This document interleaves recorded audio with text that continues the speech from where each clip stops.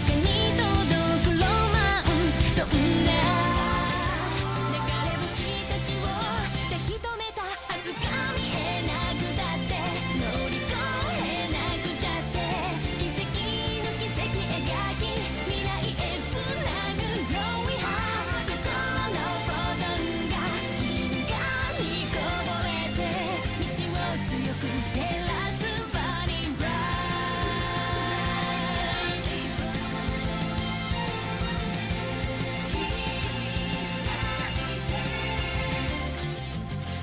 それぞれの思い秘めた星の守り手は空からの呼ぶ声に導かれた重ねる手と手には言葉なんかより伝わることがある熱い心通じ合った確かなレゾナンス見つけるのはエッセンス目指した意識の先がディスティネーション答えが見えなくてくじけそうになって支え合い誓い合う絆でつなぐシャイニースマイル心のフォトンが銀河に溢れて道を開く鍵は My Starlight Heart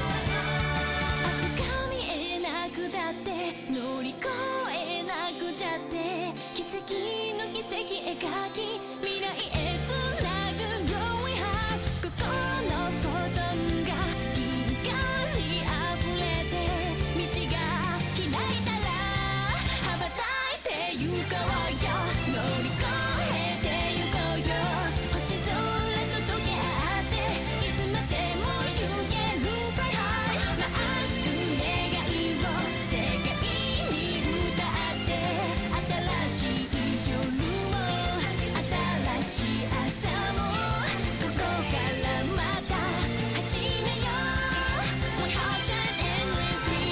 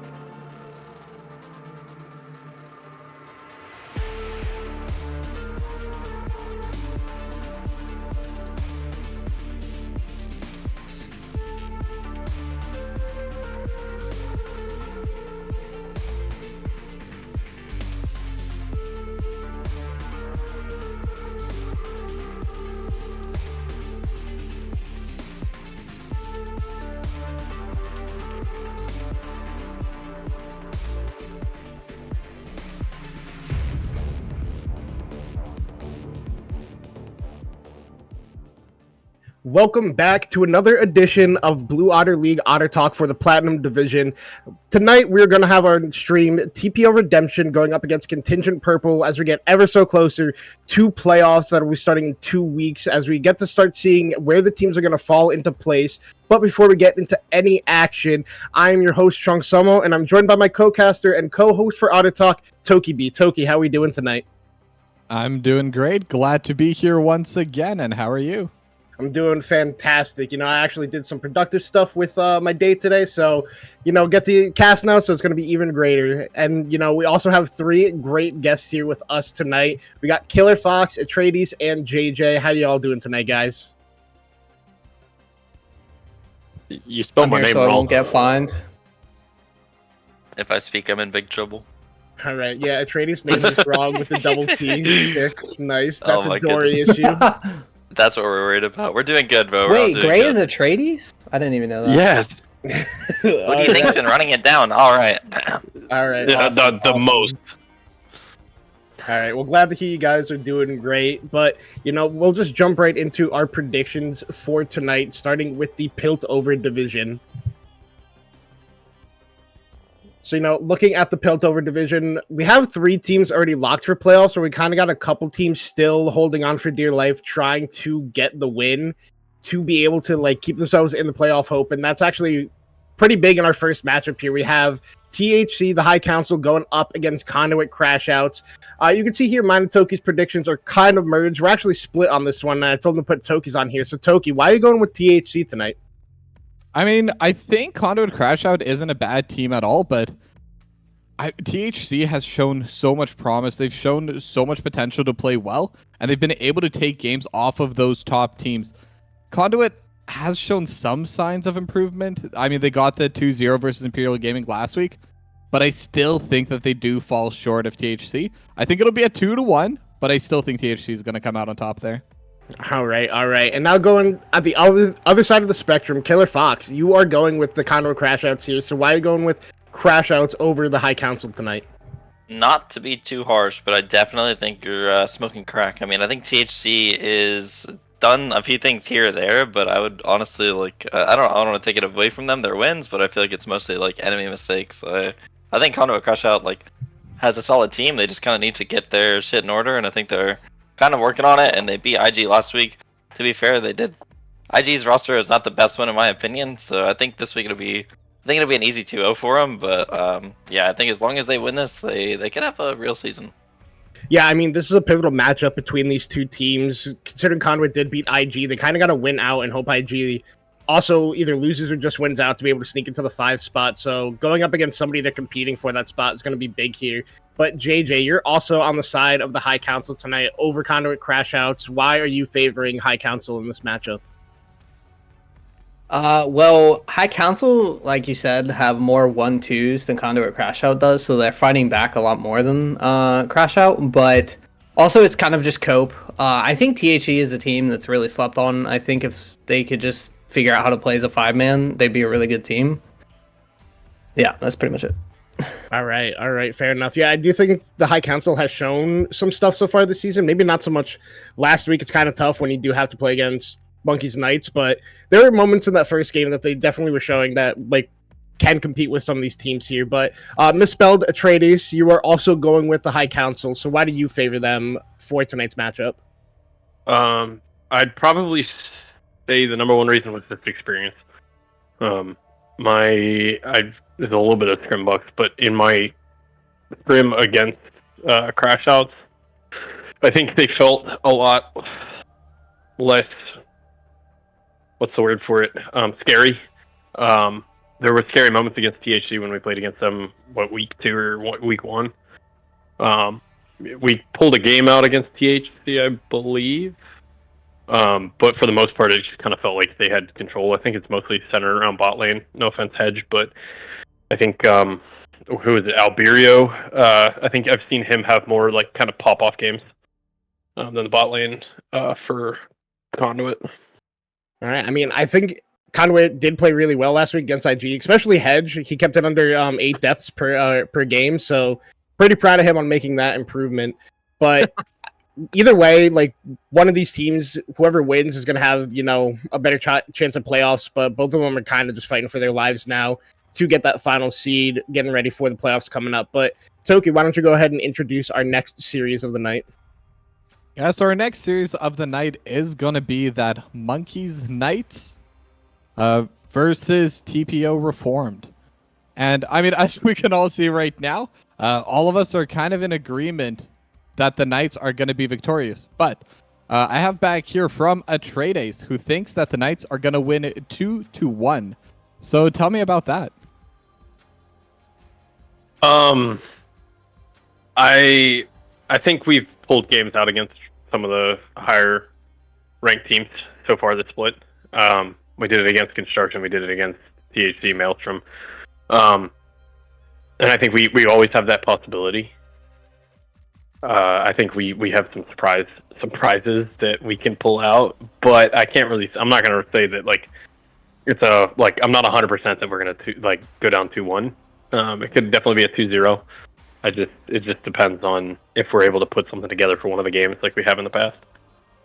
Well, I mean, it's always good to have that confidence going into the series. Even if you don't think you can win the full series, even taking that one map, it does change the points you get. So it is pretty important to be able to get that one game. But now, Chung, I believe you've also picked Monkeys Knights, so tell me about your decision.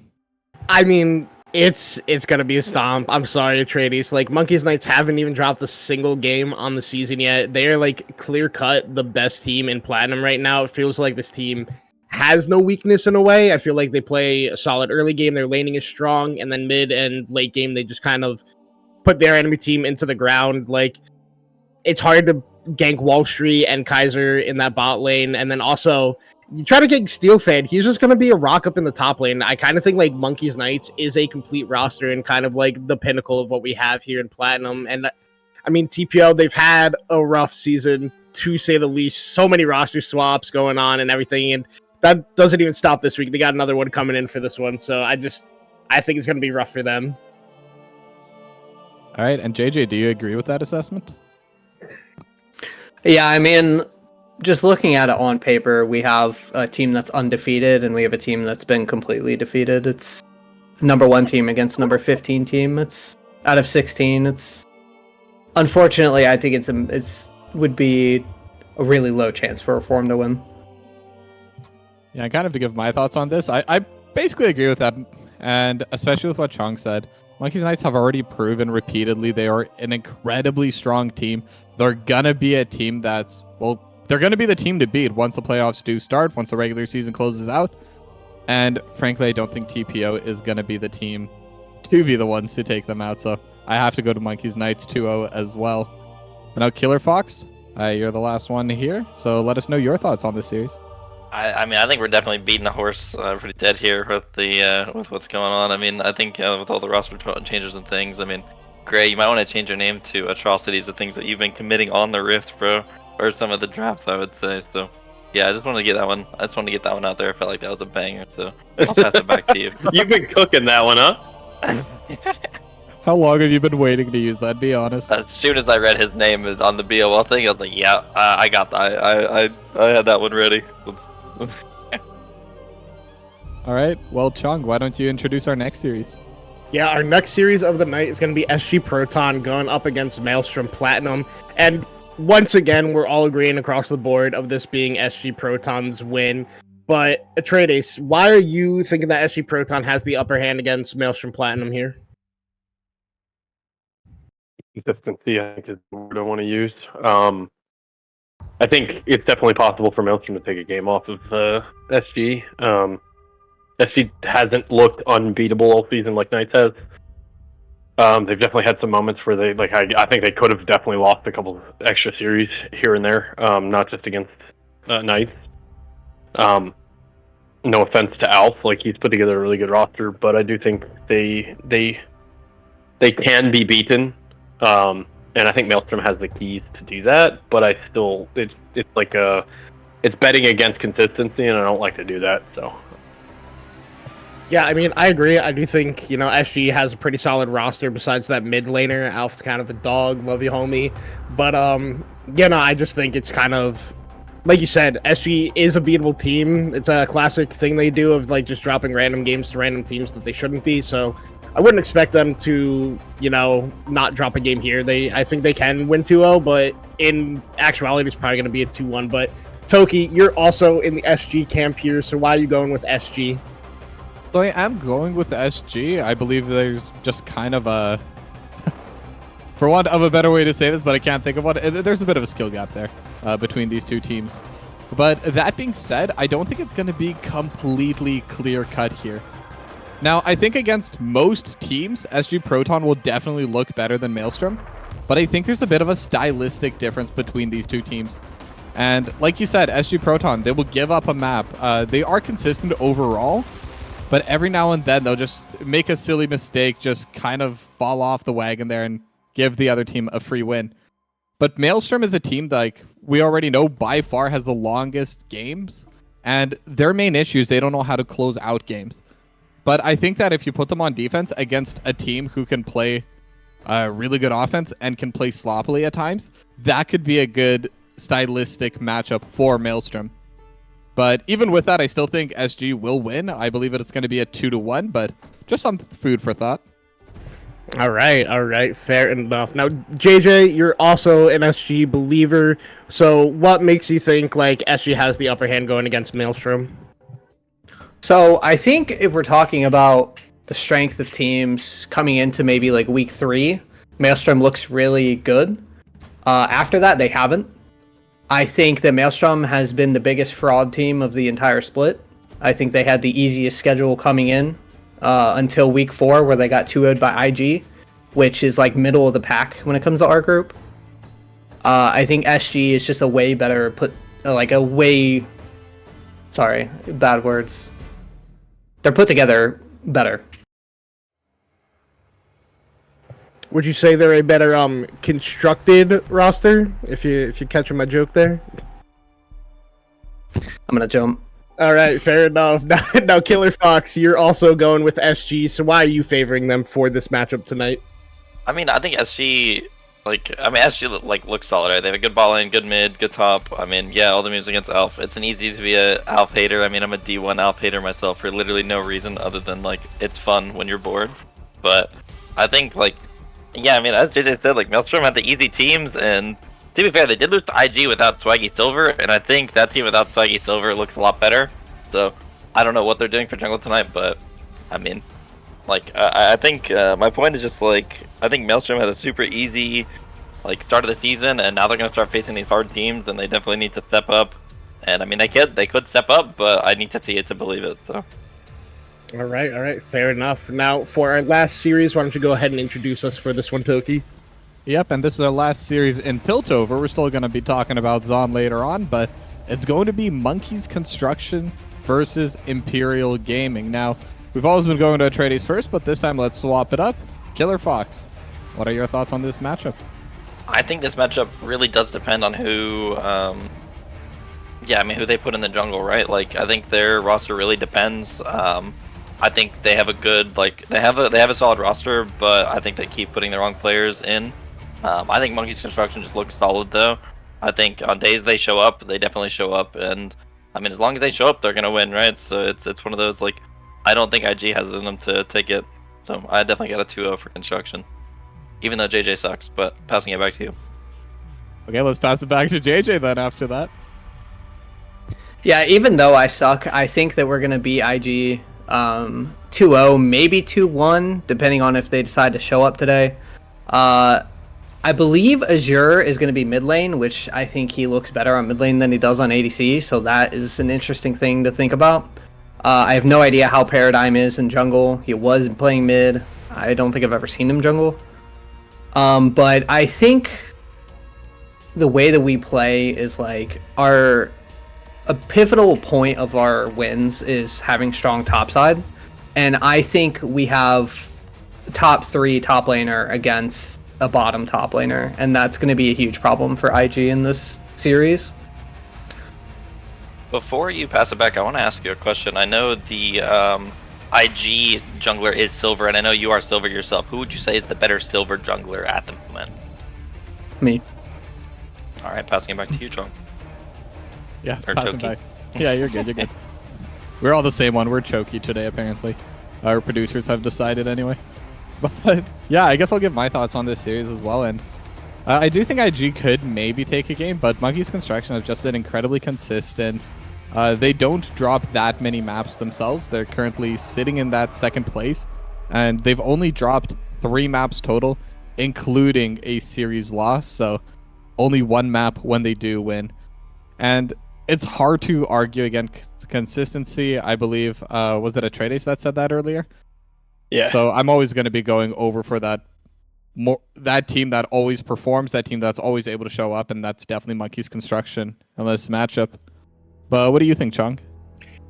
I kind of just think this is another series where it's gonna be a stomp. I just feel like IG hasn't really looked good at all this season, despite the one game where like Azure played like RE80 carry and like carried the game. I just feel like they're so inconsistent with not only their drafts but just with their gameplay, and it just makes it really hard to play. And now you're putting not a jungler in the jungle role. Like I think it's just gonna be a rough series for them. And I do think Monkey's Construction is a team I wasn't super excited to see at the start of the season, just with where everybody was playing wise. But now that I think everybody's playing the correct roles, they definitely look a lot better, and they look like one of the top teams we have in BOL. I think like they look really good overall. I feel like there's no real weakness in their gameplay, except for like sometimes Big News like can kind of run it in games, but like that's the style of player he is. Like he is feast or famine. He will like hard carry a game and drop like 16, 17 kills, where he goes like 2-8 and your team can still manage to win because the rest of your map is just doing fine. So I think it's going to be an easy 2-0 win for Construction here tonight. What's All the right. IG jungle? Who's jungling for them? It's Paradigm. Lux jungle coming out. Okay, got it. Fair enough. All right, and Atreides, what are your thoughts on this matchup? We're all kind of in agreement, but Yeah, I mean, I think talking a little bit more specifically, I do have questions about Paradigm. I love Paradigm to death, but I have questions about him going to the jungle. That being said, like, as long as Zeri is banned every game, then I could see Nick just hard gapping mid. And then top lane's going to be just kind of a... I mean, if Indigo can put it together, I don't think it'll necessarily be a hard stomp, but it depends on which side of the 50-50 coin he's on. If he's on the good side, then I don't think it'll be a hard stomp, but if he's on the bad side, I could see just Big News rolling the top lane. but even on a good night, you think it's still going to be Monkey's Construction? I'd have to give like a 75% chance to a 2-0. Oh, some pretty strong odds there. Yeah. Well, Chung, why don't you introduce our next division? Yeah, we're going to be hopping over to the Zon division, probably the most hotly contested division out of the two, considering like we got like 6 teams still fighting for a playoff spot here, and like nobody is locked seating at all over here. So it's definitely going to be really interesting. But starting off, we're going to be looking at our stream series of the night, which is TPO Redemption going up against Contingent Purple. And once again, we're all agreeing on it being a TPO Redemption win. But I'll start with you, JJ. Why are you going with the boys of TPO Redemption over Contingent Purple? I think TPO has been the most improved team of the split. I think they actually look really good going into playoffs here. Contingent, I think, is the last place team in the entire league, so I don't see any reason for them to even drop a game in this series. I think top and jungle for TPO, I don't know how to say his name, Edogen and Peli. Yeah, They're two... or something?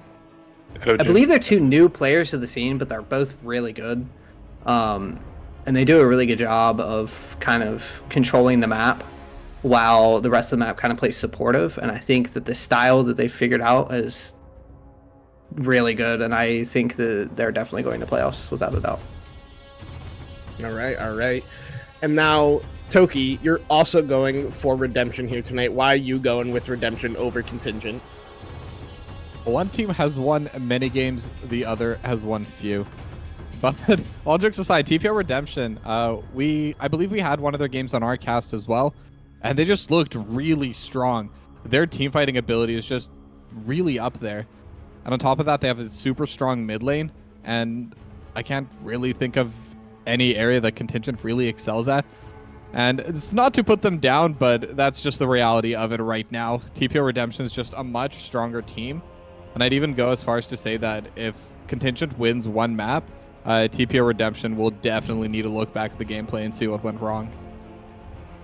All right. Yeah, I mean, I kind of tend to agree. I mean, like, TPO was a team that I didn't know most of the players coming into the season. The only one I really know was the face, the mascot of the team, Finny, was like really the only player, so I wasn't sure what to expect from them, but they have really shocked me with how clean and how strong they have looked so far this season, especially in what you can debate is a tougher division just because of how many teams are in contention for that last playoff spot, but they've been showing up and they've been proving that they are supposed to be here. Now, Killer Fox, you're also going with TPO. Why are you in the Finny TPO camp and not going for Contingent? Let's run that tape back a little bit. Let's take me out of the Finny camp. Put me back into like the Pelly camp. All right, that's where I'll stand. I'll stand in the Pelly camp. That's for sure. I think there's a few teams on this side of the bracket that are like kind of easy 2-0s, and then I think there's not. I think Contingent Purple is definitely one of those easy like 2-0 teams. You kind of get a free week. I think if they lose a game, they have to look back at the tapes, right? So I think this top jungle will definitely is just too good to, I don't think they drop a game. Not even close. All right. And now, Atreides, last but not least, are you also kind of in agreement that they shouldn't drop a game to Contingent, or do you think it might be closer than some of us expect here? No, I think it may be even more of a stomp than you think it's going to be. I have to agree that like the focal point's the top side for this team. Don't get me wrong, I think Finny can play his role and just sit back and scale and come into the game later. But as far as like getting the team early leads, Pelly is just such a fucking animal. Sorry for my no words, but it's just that's the only word that'll like really amp up what I'm saying to the correct degree. I mean, we're in the same org and we don't not interact. Like we play flex together, stuff like that. I've played plenty of flexes with Pelly and Edo June, and JK's a little bit of a leak here. JK's on my roster for Titans. So like speaking from experience, this top lane together, this top side together is just an animal. Like I don't think there's a shot in the dark for this to happen any other way than a 2-0. Okay, fair enough. Now for our next series, Toki, why don't you take that one? Yeah, and our next series is going to be Monkeys Sharks versus Eclipse Valkyries, and like pretty much every other series before it, we all seem to be in agreement here.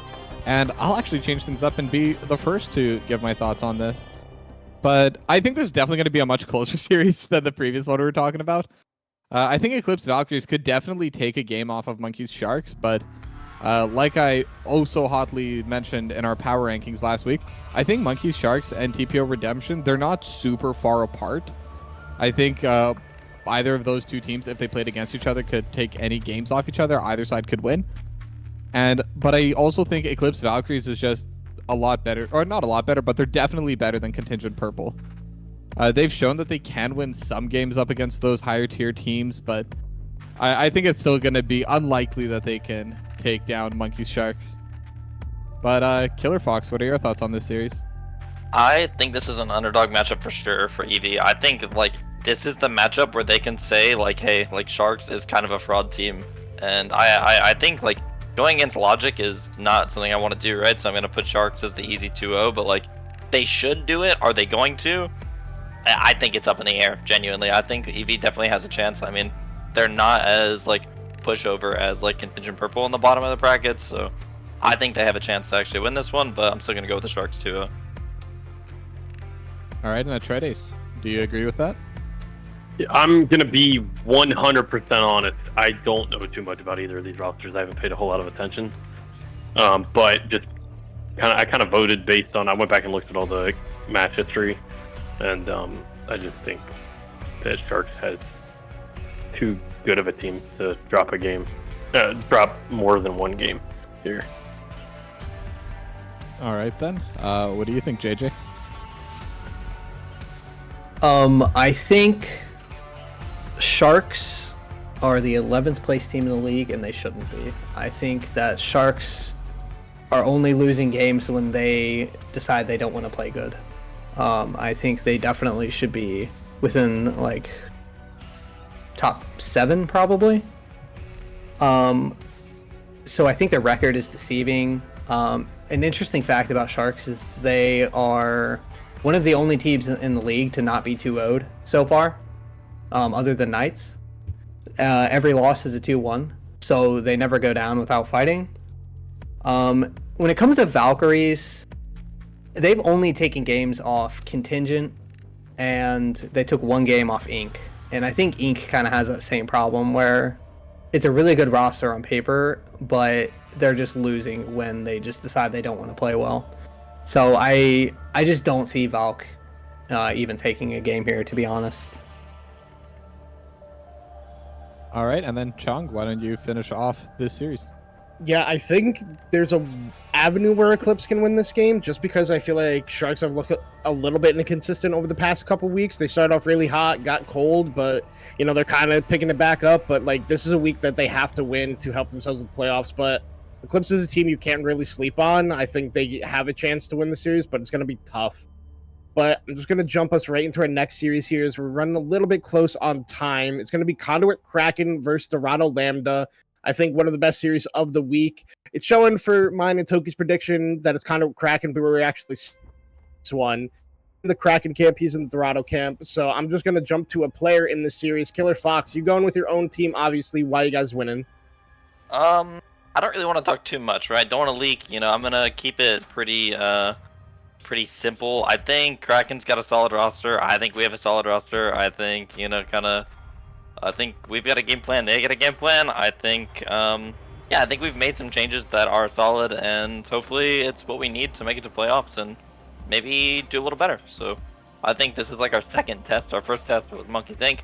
That one went horribly. So as for our second test now, I think if we can pass this test, we might be all right. So I'll pass it back to you. Yeah, really important series for both of you guys tonight. It's kind of has implications for playoffs on the line, because kind of fighting for that 4th, 5th spot against each other. And so it's going to be close. Now, JJ, you're also with Conduit Kraken here tonight, like I am. Why are you going with the Conduit Kraken? So, I mean, we all know Dorado has had their roster issues. They've had quite a few throughout the split. They have a new top laner. They've swapped out their mid laner.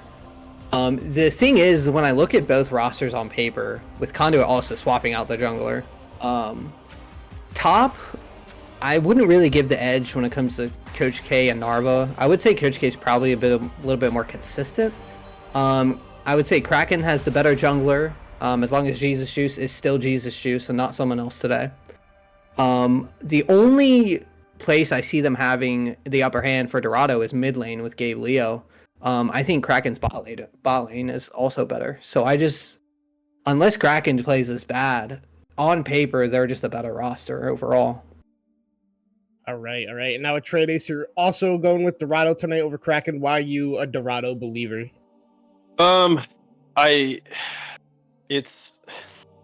It's complicated. I think is the best way to put it. I do think it's going to be a 2-1, not a 2-0. I don't think it's stomping it by any means. I think the 2 wins for Dorado are going to be close. Like I said, I don't think either team has a chance of stomping the other. But I do have a whole lot of faith in the questionable allowance of Gabe Leo in Plat. And I have a whole lot of faith in the nerd in the support role to kind of pull out a win here overall. But I definitely think that like Chrome and Billy is Billy still playing jungle for them? Yeah. No, it's no? Juice. No, it's Jesus Juice. Okay. I think Chrome is just Efron's still playing ADC for Dorado, right? Yeah.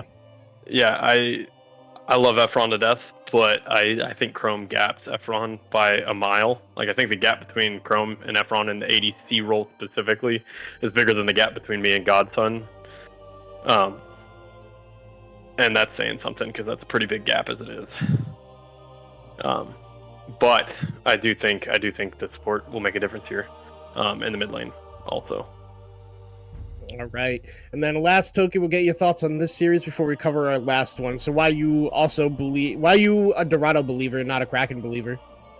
I mean, I think this is going to be a very close series, and it's basically what everyone else has mentioned so far. I mean, yes, I think that Conduit Kraken may have some better players in some of the roles, but at the same time, Dorado's just one of those orgs that no matter how bad they're looking, no matter what roster they have, they always seem to find a way to come out on top. And that's literally how I decided this matchup this time, because I think this is going to be a really close series, possibly the closest series we have this week. And that was just the little detail that made me go a little bit over towards Dorado. But now, with that, I believe everyone's spoken on this series. Let's introduce the final series of the day, which is Conduit Flux versus Monkeys Inc. Now, Chong and I both went for Conduit Flux, but our 3 guests today have gone for Monkeys Inc. So, JJ, why did you think Monkeys Inc. are going to take this? I think this is the best series of the week. I think I want to AFK in my game and watch this series more than I want to play in my series. I want to preface this by saying, if I wasn't playing for Monkeys for the last 2 splits, I'd probably go Conduit Flux here. It's really 50-50. I don't think you're wrong either way. But I personally have to go Monkeys because I'm a Monkeys player. But maybe I'm coping. The thing is Flux has been more consistent than Monkeys Inc. I think Flux has shown up to game days looking a lot better than Inc. has. But if Inc. shows up 100%, they'll beat Flux, and I think that they can be one of the best teams in the league. But I think Flux's consistency is my main worry here. But yeah, it's mainly just Monkeys cope for Inc. for me. All right, I mean, fair enough. Gotta have that loyalty. But Atreides, do you kind of agree that this is going to be a very close series? Oh, 100%. It's going to be a 2-1. Whichever way it goes. I definitely don't think it's a set in stone like Monkeys Inc. takes this 100%.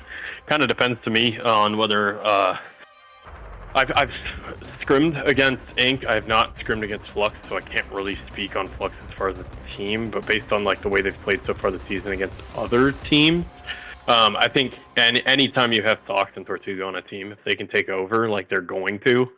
But if they don't get ahead, and this is where the diff is for me for Inc. Charlie is just such a solid jungle that like I think he could be the difference maker that keeps Thox in check and keeps Tortuga in check to win the series.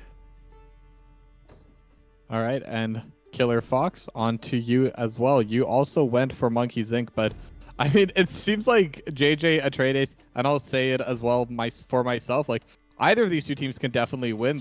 You just have to pick someone, but is that true for you? My bad, my mic was muted. I think both teams could win. I mean, I think Monkeys Inc. has the big edge. I think Monkeys Inc. support, don't get me wrong, Fox, you're the GOAT, but I think like he's the weakest link on Monkeys Inc. Top mid jungle, like on Monkeys Inc. is just solid. That team is just great all around, and I think like Flux never played against them, so I wouldn't know firsthand. But I think people say they're pretty solid. But if I have to give the edge, I mean the jungle matchup is just like I would probably just say Gapped. I mean Rocker definitely one of like the top junglers. Then I mean like top mid is just really solid on both those teams, So I think those are the lanes to be watching for tonight. I definitely give it 2-1 to Monkeys Inc. because they always find a way to lose the game somehow. But yeah, I'll pass it back to you. All right. Well, I guess I can give my thoughts on this. And I agree with JJ and Atreides. I think this is going to be an incredibly close series. I think either of these 2 teams can definitely come out on top. And to be completely honest, the reason I decided Conduit Flux is because during the power rankings last week, I said Conduit Flux is better than Monkeys Inc. I think they're incredibly close together, though. And I don't know. I guess I'm just trying to stay true to myself. I am a Conduit Flux believer, and I think they will end up coming out on top. But it's either going to be an incredibly close 2-0 where every map's a nail biter, or it's going to be a 2-1 with the exact same kind of finish. But Chung, you've also went for Conduit Flux, and what are your thoughts on this? Yeah, I mean, like everybody said, I think this is the closest series we have of the week. I think it's going to be a 2-1 either way, but, you know, everybody knows that Chong Somo is biased towards Conduit, so I have to root for Conduit Flux here. I mean, overall, I think both these teams are probably the, 1 and 2 for the Zon division. You can, say TPO is better than one of them, I guess, but I think these are, the two best teams we have, and they kind of play polar opposite play styles, so it really comes down to if Monkeys Inc. can perform on the style they've played as this 3-man core forever with Feathers, Grim Defier, and Fox Stepbro. They're always going to play double range bot. Fox Stepbro is always going to be on a mage, so it depends on if Conduit can, withstand that. But I also think that the jungle matchup is super pivotal here with Aminarch going up against Charlie. I think these are the two lifebloods of the team, making sure that everything's enabled. So it really comes down to which one of them is going to have the upper hand for it tonight. But I mean, that covers all our games here for tonight. And since we're running close on time, I'm gonna let you guys get your final shout outs before I let you go and get back with your teams and get ready for the game. So starting with you, JJ, any shout outs you want to be given? Shout out Monkeys. Best org I've ever played for, best environment. They're also streaming Flux versus whatever the other team is. Flux versus Inc. The series we just talked about. All right, awesome. I'm thinking about my series, sorry. All right. And now, Atreides, any shout outs you want to give before we go? Shout out to Foolish Thank for you. putting up with my kit. It's my one. All right. Last but not least, Fox, your final shout outs. Yeah, I'm gonna give one to Efron, the super gapped ADC by Chrome. Definitely the super gapped ADC by Chrome. We'll say it one more time for the fans in the back. I'm gonna give one to Godson, the super not gapped ADC by Atreides. Those are my two shoutouts for tonight. All right, awesome. I want to thank you guys for joining us here on Auto Talk. I want to thank everybody for watching this. We're going to head to a quick break as we get ready to stream the match between TPO Redemption versus Contingent Purple. Don't go anywhere. We'll be back in a couple of minutes.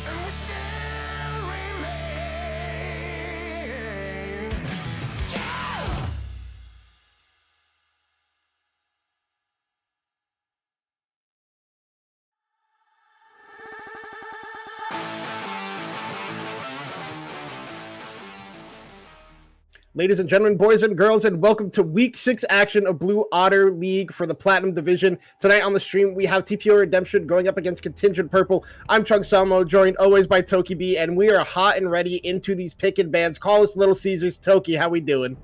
We're doing really great. Looking forward to this matchup. Now, we did talk about this on Otter Talk. It was pretty unanimous. We do believe TPO Redemption should not only win this series, but have a 2-0. But hopefully we're live here with this game, and maybe Contingent Purple, they can bring something out and surprise all of us.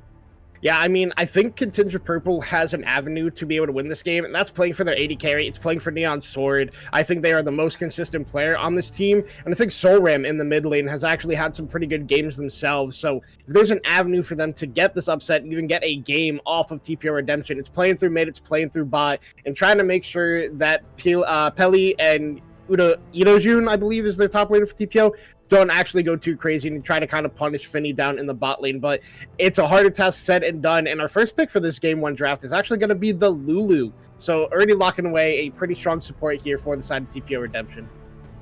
Yeah, and like you said, if Contingent Purple want to be able to win this game, they need to play through bot lane. But look at the bans that TPO has already thrown out. They've already removed the Varus. They've removed the Tristana. Obviously, that could be mid or bot, and the Lulu also makes it such a difficult lane to win through. Lulu provides so much safety to the team.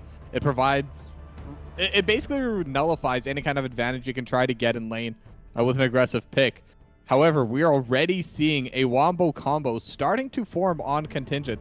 They have the Amumu, they have the Misfortune, Curse of the Sad Mummy into bullet time. If you get 3 or 4, easy team fight for Contingent Purple. Yeah, I mean, it is like the dream you think of. The only thing that would make that even better is if you go Leona, then you just have the ideal one. Even the Rel is also a great pairing with the likes of the Misfortune. You're going to be picking an engage support to go with that. You don't pick any of these enchanters. We're not going to talk about hovers. I liked the Jinx hover. We'll get there. That TPO did do, because Jinx Lulu is just a classic pairing. It's a classic duo. Always goes well. But they're going to go with Twitch instead, which is not something you typically see picked into Misfortune. I like Twitch into like Jinx or Aphelios or any of these champions that need to scale up their lethal tempo, but Misfortune's a lane bully. She doesn't need to scale that up. You're going to go PTA. You have so much upfront damage, so Twitch is kind of a shocking pick to me in this matchup, but Twitch Lulu still a really strong duo in that bot lane for TPO Redemption. Yeah, I'm guessing that their reason for this Twitch Lulu isn't for the lane. I do think Misfortune does fine into Twitch Lulu. But later on, once the supports start roaming, once you start playing for those other map objectives, 1v1, if Twitch can get right next to MF, Twitch can absolutely burst down this Misfortune and can kind of play as that assassin role. There is a little bit of that assassin fantasy that is possible into the Misfortune. And then when it comes to those late game teamfights, it's really going to come down to the positioning, at least if we're just looking at the 80 carries, because we have the bullet time, we have the spray and pray, kind of does similar things, but the spray and pray cannot be blocked, whereas the bullet time, you got to stun, you got to silence, it ends it. But you wanted the Leona, there it is. Yeah, I mean, it is just a classic draft here from Contingent. It is full wombo combo, and you know, you're talking about the Twitch like assassin ability. We saw that last week on stream with Monkey's Knights, with Kaiser absolutely going ballistic on that Twitch. So Finny trying to do a little bit of the same himself, but scoring to pick up for TPO Redemption. Pretty strong jungler. I think it's an okay matchup into the Amumu. I think it's just more there to have a threat onto this Misfortune, when she does try to pop that bullet time and get that big team fight damage that Misfortune is known for. But now we're looking at top lane bans here for the side of Contingent Purple. Ban away the Darius, ban away the Alawi away from Idojun, and now TPO went for Cassiopeia and Renekton. That means Idojun's Cassante is still up, a champion he's played a lot so far this season, but I'm really curious to see where they go with the draft here, if Contingent is going to have their counter pick for SolRam or up there in the top lane. It's definitely going to be interesting to see what they want to round out their super strong wombo combo team comp with right now. Yeah, gonna be interesting for Contingent. I'm trying to think of what they're missing. I think I'd like to see quite a bit more magic damage. Annie definitely would be able to fulfill that role, just because Amumu's passive is actually really powerful. Lowering that magic resist, it can create a lot of opportunity, create a lot of damage. And even with the Leona, I think Amumu's still going to be the primary engage for the side of Contingent Purple. So if you have extra magic damage just to really power in that burst, They have the Wombo combo. There's that fantasy of wiping out at least 2 to 3 members just off the bat and then being able to clean up after that.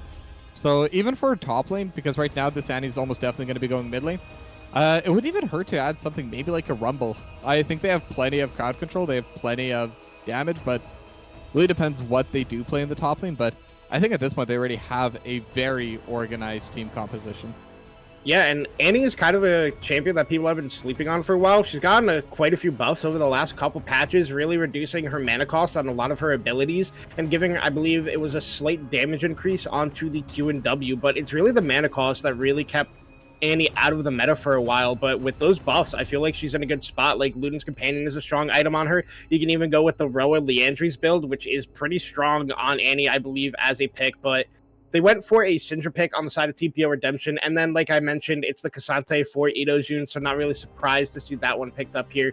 But now Contingent, they could go like the likes of Rumble, like you did mention. It works pretty well into the CC teamfight comp that they have, but so does this Gnar for Urameshi up in the top lane. It does pretty well into Cassante, can be a side lane and split push threat, and also does have that impact in a team fight once you are in that Mega Gnar form. So I'm liking the drafts out of both teams here. They both kind of got what they were looking for in these drafts, and it's going to just come down to execution later in the game. I mean, TPO has a slight range advantage with the Syndra and Twitch, but like overall, the team comps are pretty identical with what they're trying to do in the game. I don't think I'd agree that they are trying to do the same thing, because look at these two team compositions. I think that at TPO Redemption, they're going to be primarily wanting to skirmish. I think in a 5v5 team fight, a Contingent, at least just with the draft, not necessarily the players themselves, they should be able to clear TPO Redemption. They have so many engage tools. They have a little bit of a timer with the Gnar. They have to make sure to use that Mega Gnar effectively, which does kind of give away how they want to fight. But it's still going to be a lot of pressure while that Mega Gnar is up. TPO Redemption cannot walk up. And they do have range once the fight starts. But Skarner and Cassante have trouble starting that fight. However, in the skirmishes, it's the complete other way around. Because I think mid lane, the Syndra is going to be incredibly powerful. If she finds someone, lands a Scout of the Week, going to be one shot. Cassante should be able to win in the 1v1, at least later on once some armor comes through, and then Gnar can't just bully with a ranged melee matchup. And then we've already talked about Twitch. We saw it last week. I'm sure we're gonna see it today as well. Just gonna be able to one-shot either the Misfortune, could even take down the Gnar or the Annie, depending on the situation. But I think that's really how I'm gonna put down this draft. I think TPO Redemption wins in smaller fights, but in the 5v5, I would give the advantage over to Contingent, at least in terms of draft.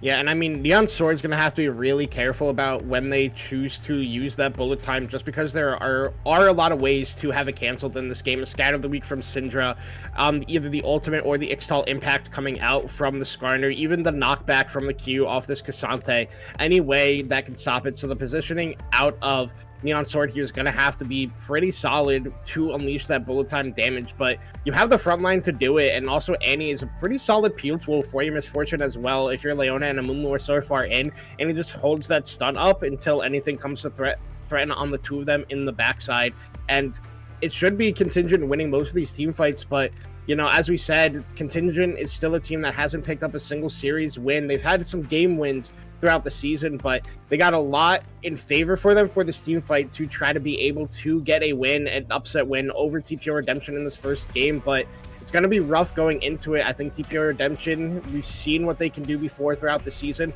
They're a solid team. They have a team draft that they're used to playing, so it's going to be rough for either side. But who do you think is going to get this game one victory here, Toki B?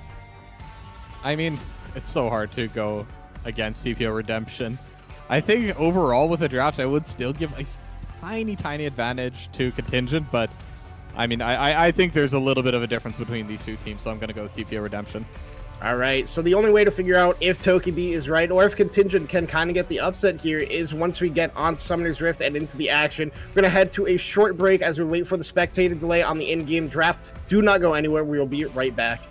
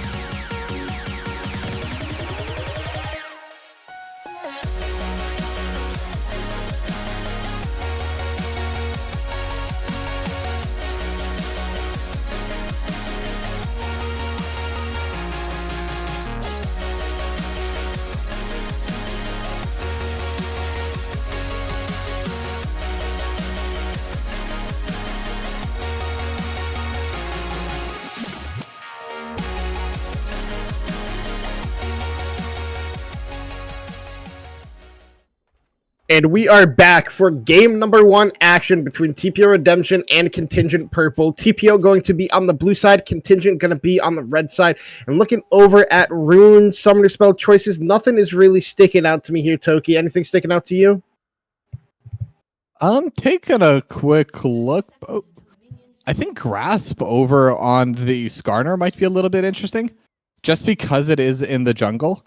I mean, it can definitely still get a little bit of value out of it, and I mean, I guess, yeah, there's really nothing else that would be better, but yeah, no, okay. I'll take it. Other than that, no, everything looks pretty standard. We have the lethal tempo over on the Twitch.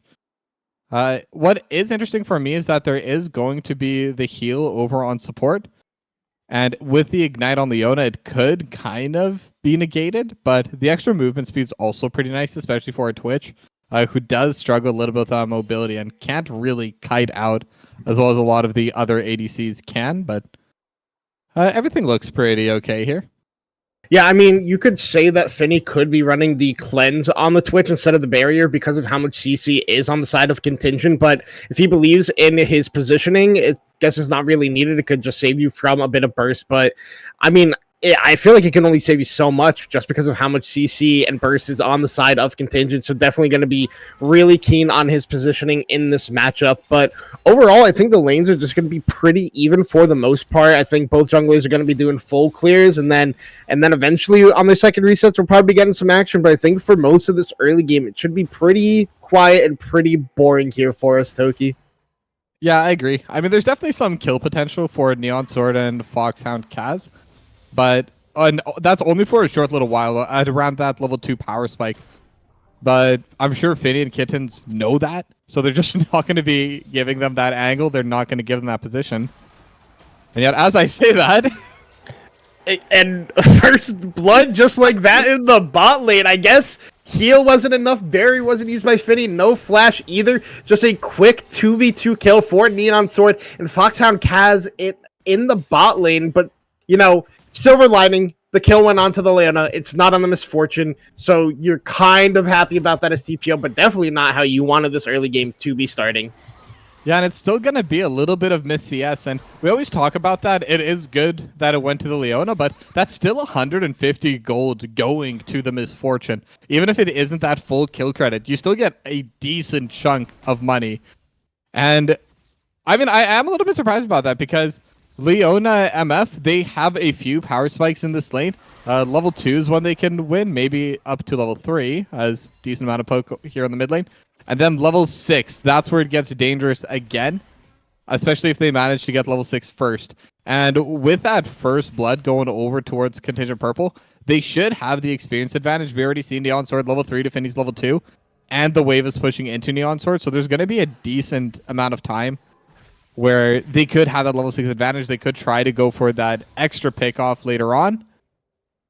But until then, hopefully Finny and Kittens can kind of bring it back, start farming it up, because later on, the Switch is definitely going to be able to outscale.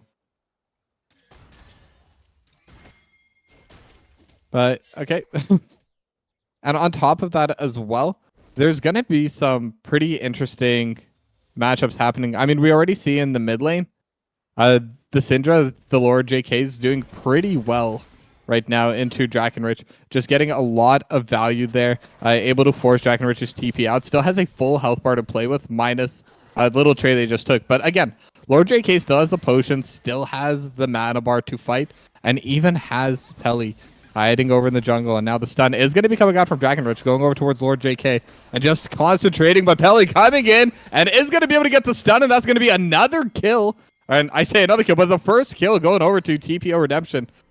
And I think that's going to be really painful. Drakenrich just TP'd back to lane. Not going to have it for further on. Is just going to be missing out on a ton of experience. There's going to be some gold going over to the Lord JK. And it's kind of the similar situation we had over in that last play. You would definitely have preferred to get that on your Syndra. But at the same time, Lord JK was just baiting as now Neon Sword starting to get jumped upon. The flash is going to come in, and Finn gonna be able to get the final hit with the Contaminate. And that's going to be a second kill now going over to Finny.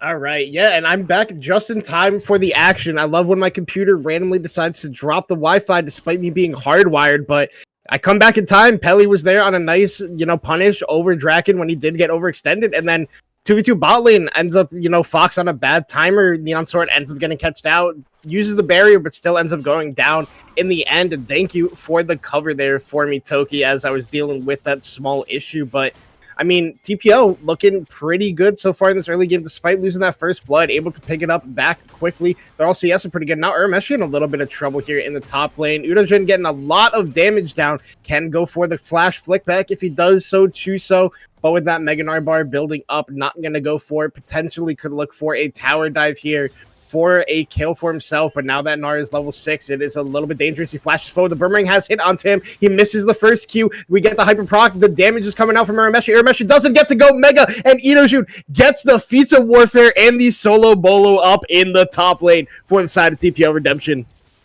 Oh, but we still got more.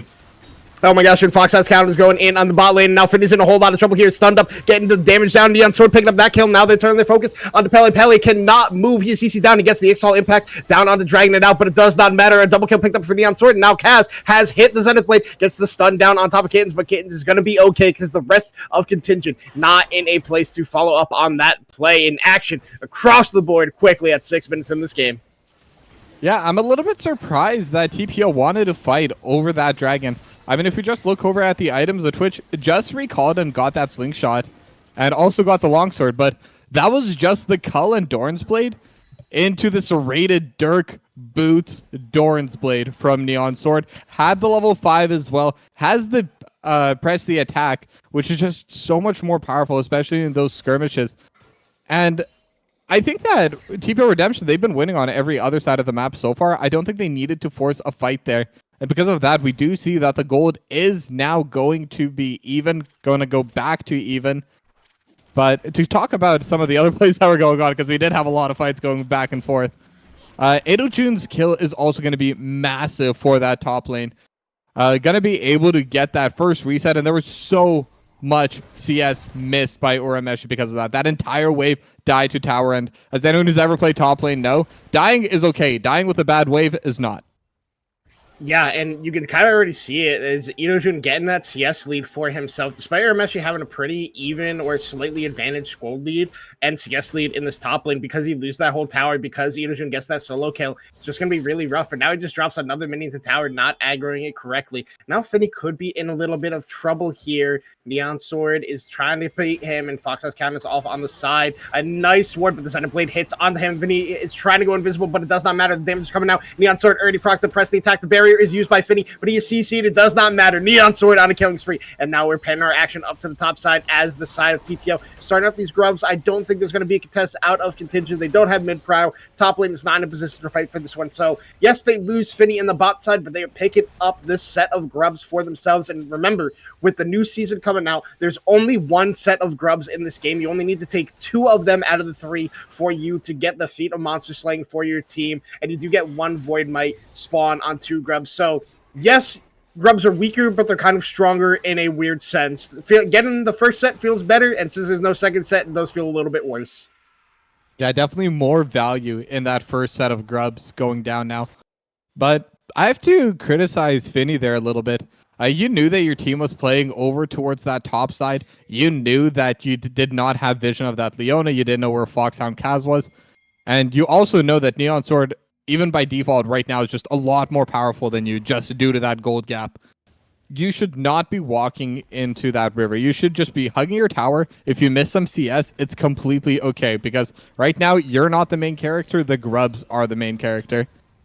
But hopefully they'll still be able to bring it back. They're CCing down Lord JK in the mid lane. He is CC'd up. The Ignite is down. Fox has Count is trying to pick this one up. Tippers is chasing, and it goes over to Fox Hound Kaz picking up that kill. And now in the same time, Urameshi is in a whole lot of trouble in the top lane. He did get ganked. Use the flash. Pele takes a tower shot and is pretty low. But Urameshi ends up living despite how long we saw Pele and dragging it out sitting up there. But now Urameshi has to be in a whole lot of trouble. Idojun has a flick back. He still has the all out. He could still look for this one. But overall, Urameshi is going to try his best to seize this one up. And now we've seen this play before. We've seen it in the past. Urameshi gets the hop out. Idojun cannot get a flick back. And now Urameshi getting away with his life there. And like you said, he doesn't have TP, so the wave is still bad. But you don't end up dying and giving even more advantage over to Idojun up in this top lane.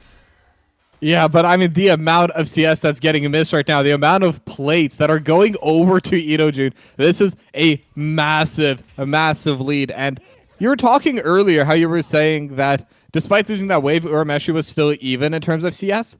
When you're arranged into a melee matchup, you should never be even. You should always have a lead, at least in the first couple minutes. Later on, it can even out, but in the first couple minutes, you should have full priority of the lane whenever.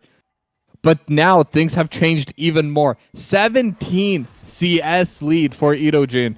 Already has that first completed item. This is going to be a very powerful Cassante. We all know how much Cassante can scale later on to the game, and we're already seeing Itojun is just absolutely bullying Urameshi here in the top lane.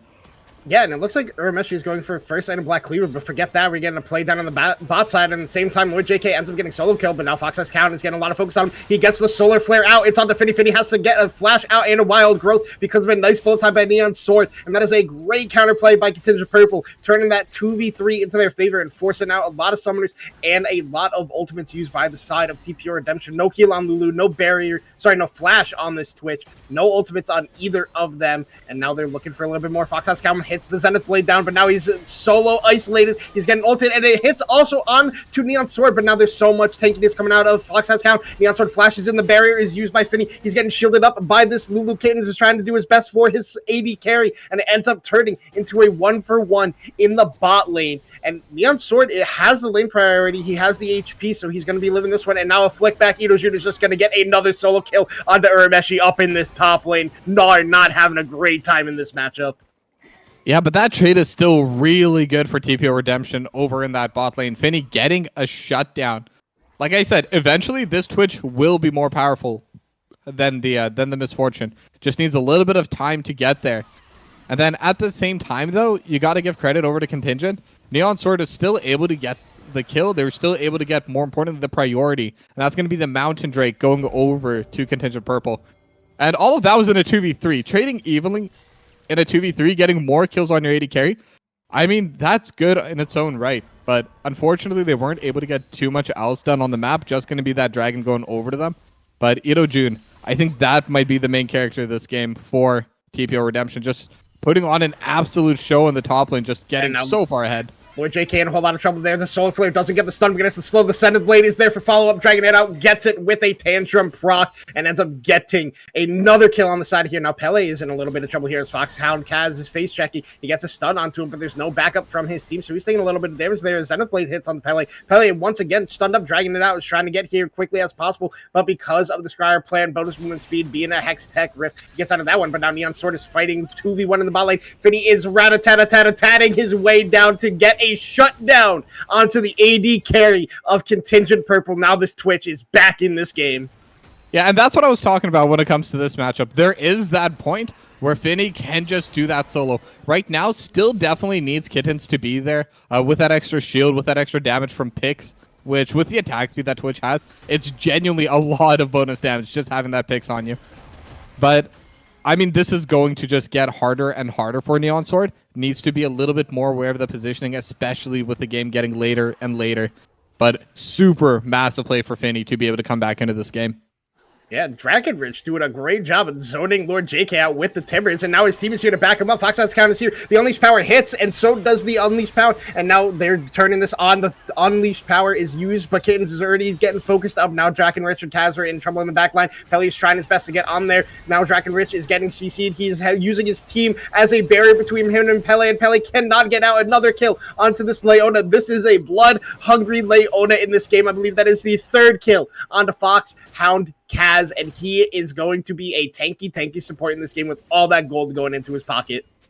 Yeah, but being that tanky support is actually really big for a Contingent as well. Like, again, 3-1-6 over on the Leona. Not who you want to have that score, but I mean, you're not unhappy with it.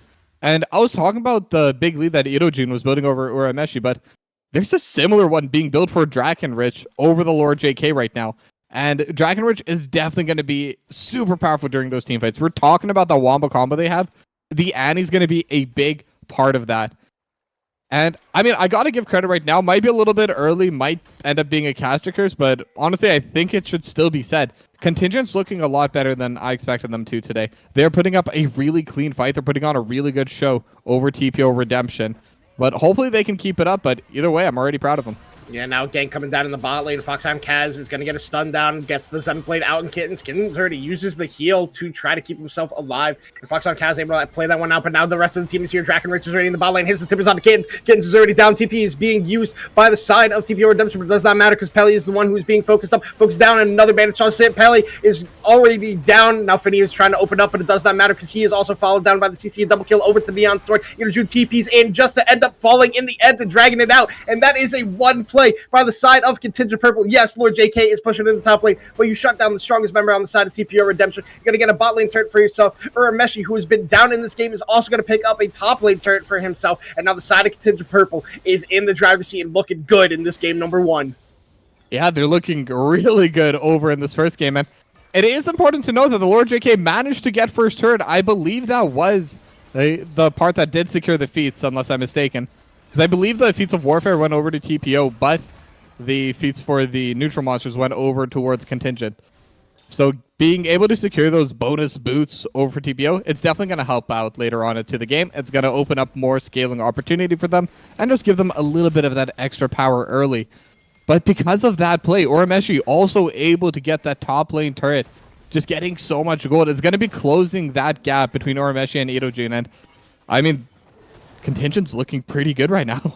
I mean, there's something I just want to talk about. We are 17 minutes into this game, and Foxhound Kaz, as a support, already has 2 fully completed items. That is something you do not get to see every day in competitive League of Legends. I mean, yeah, like we said, we don't want 3 kills on Leona, but if your Leona is just going to be so tanky that there's going to be no damage coming out from the side of TPO Redemption while Foxhound Kaz is in the front line with the Eclipse, with the Aftershock, and with 2 fully completed armor items, it is going to be hell for the side of TPO to be able to bring down this Leona, unless right now Foxhound Kaz does get picked out. They're trying to look for it, but now Draken is on the backside. Idojun has already got the jump on them. The Ixal impact is coming out. It does not hit onto him. The flash out. Now the Solar Flare is used. Tippers is also put down in the fight. Idorich is already in a whole lot of trouble. Pelly is the one who gets taken down. A double kill for Dragon now. Now Finny is trying to open up while the side of Contingent is looking to get onto him, but he's able to get away. What started out as Drakenrich getting caught out turns into another team fight win for the side of Contingent Purple. They're going to be able to pick up this Dragon, and they are looking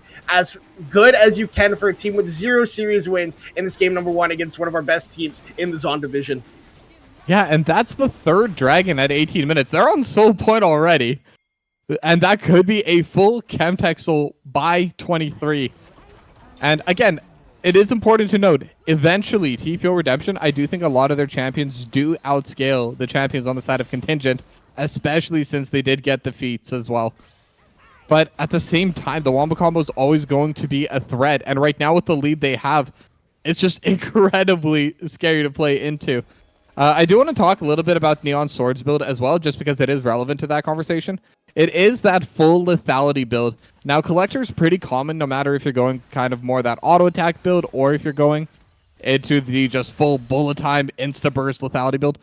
But once that Youmuu's does come out, it does mean that you're kind of going to be giving up a little bit of your scaling, as you are going to be aiming more towards early fights.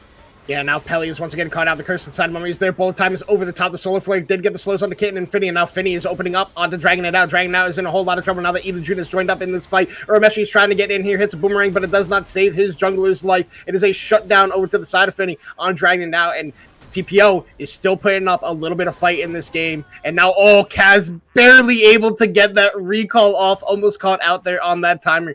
But TPO now has priority over the map to be able to pick up the Rift Herald for themselves, and are kind of looking to do so, but not wanting to coin flip this one. Just going to recall, and I guess we're going to get to have a team fight over this one in the next couple of minutes. Yeah, I'm not surprised they decided to back away there. They did use a lot of their cooldowns for that fight. The Lord JK isn't able to TP over to mid lane, did have a pretty bad trade against Drakenrich. And Drakenrich also has TP available, so could definitely turn that fight pretty early on. And again, at the end of the day, it was still an even trade, even if it was 3v3. So with the goal difference, Contingent could definitely still win that out. Yeah, now Urameshi gets to the Gnar into the wall, followed up by the wall. Foxhouse Count is here. The Sunblade is there. Idojun is trying their best to get out of this one, but it can still be a winning fight for Contingent, but they are quickly to pull out of this one, having no ultimate on the Gnar. Gnar about to go mini, not wanting to continue to fight this one out, trying to save their health bars for this Rift Herald that is now being looked at for vision control from the side of TPO Redemption. They're looking to start this one up, not knowing that a ward is on it, but quickly cleared away is vision in the, immediate area for the side of Contingent, as they're just looking to make sure that the side of TPO cannot take this one for free. As you see them walking forward now, it is still aggroed. Now the Dragon Out is here. They're going to peel off this one. Finney's trying to look for a flank. Pele is the one who's trying to go in, but immediately uses that install impact to get out. We see TP from Idojun on the backside. Neon Sword is going to have vision of this one. Now Urameshi's taking a whole lot of damage. Idojun is trying to run around. And is the impact from the side of Finney, getting a quick kill onto Urameshi. Another bullet time is over top, only hitting on the Pele so far. Foxhound Kaz is trying his best to provide CC and PO for his team. Neon Sword already picks up a kill onto Penny. Now Idojun is holding a whole lot of trouble. Can't move, can't do anything because of the CC that comes out from the side of Contingent Purple. Contingent Purple only lose their top laner, but able to win the team fight. They're going to pick up this Herald here, but the side of TPO is not willing to give this one out. Lord JK does hit the Scout of the Week onto Kaz, but it does not matter. It is the Rift Herald picked up for the side of TPO. For the side of Contingent. Yeah, and that was actually a pretty good team fight start for TPO Redemption. That TP from Idojun kept Neon Sword out of the fight for a very, very long time. Obviously, eventually was able to join in with that bullet time, but even then, the bullet time was like max range, only really hitting onto Pele for the most part. I think it did hit Idojun a bit, but not too much. But in spite of all of that, it just doesn't matter. The team fights, the 5v5s are just so strong with the draft that Contingent has. And they're able to execute it pretty well. I mean, a press R to win composition is probably one of the most basic team compositions you can learn. But at the same time, it works at literally every single level. We see this in pro, we see this in amateur, we see this in solo queue, because pressing R, big circle, no one can move, it's easy to win games with it. Yeah, I mean, and, given Contingent's current situation in the league, there's a weird avenue that they can make playoffs. It all depends on teams losing above them.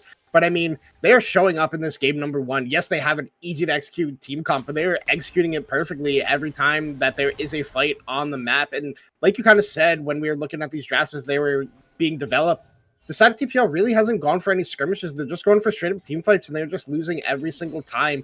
And I also want to bring up the fact that you mentioned the Neon Sword full lethality build. I really like it into what TPO has drafted, because they really don't have much armor so far on the side of their team. Pele is just on this Aegis, and then you have a little bit of armor coming out from Idojun, but there's going to be so much damage. And now Pele is once again caught out. He's just getting CC'd up. He does not get to move. The Curse Inside Mummy's used onto him. External Impact not going to get him out. Neon Sword able to pick this one up. And with the new season, it is a new Otacon as well. So this one, when you do take it, you immediately get all the blood petals. You do not have to farm them up.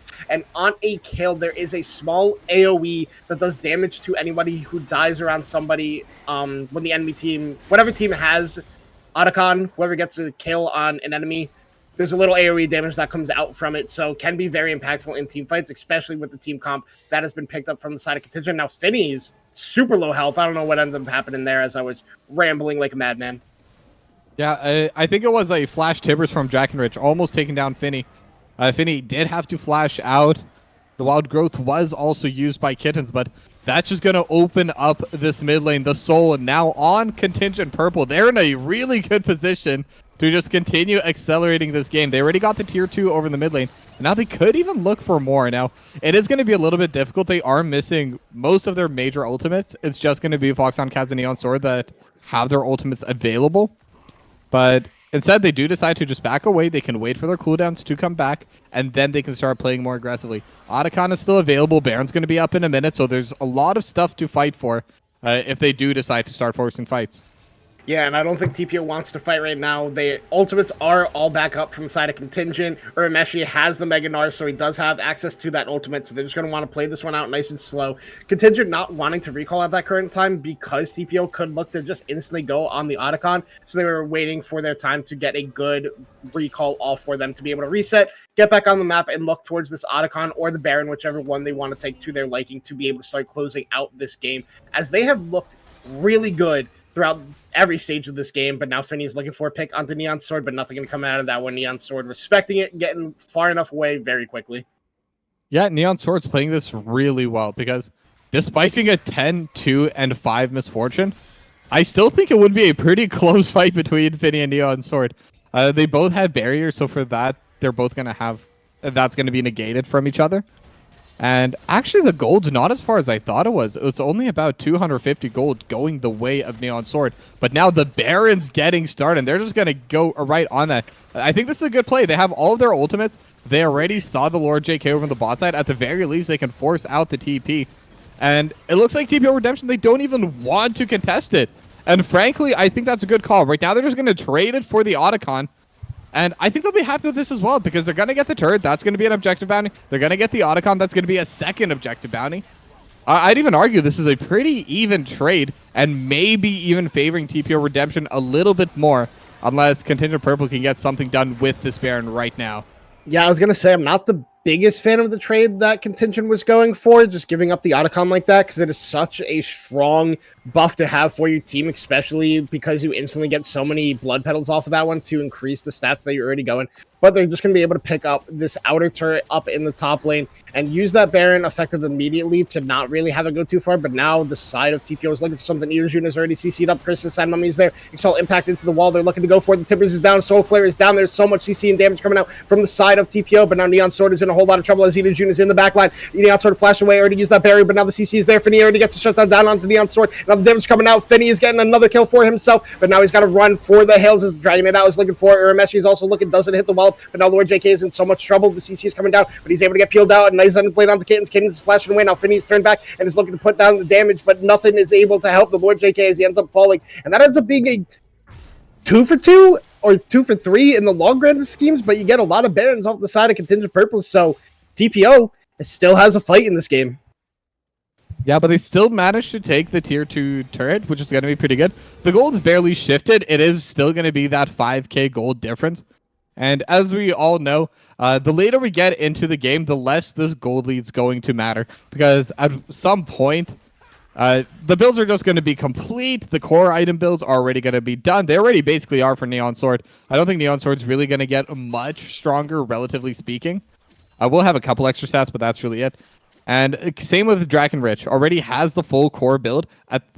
Although, no, yeah, it does have it right now. But it's going to make it harder for them to have those clean T5 victories because, I mean, we already saw it there.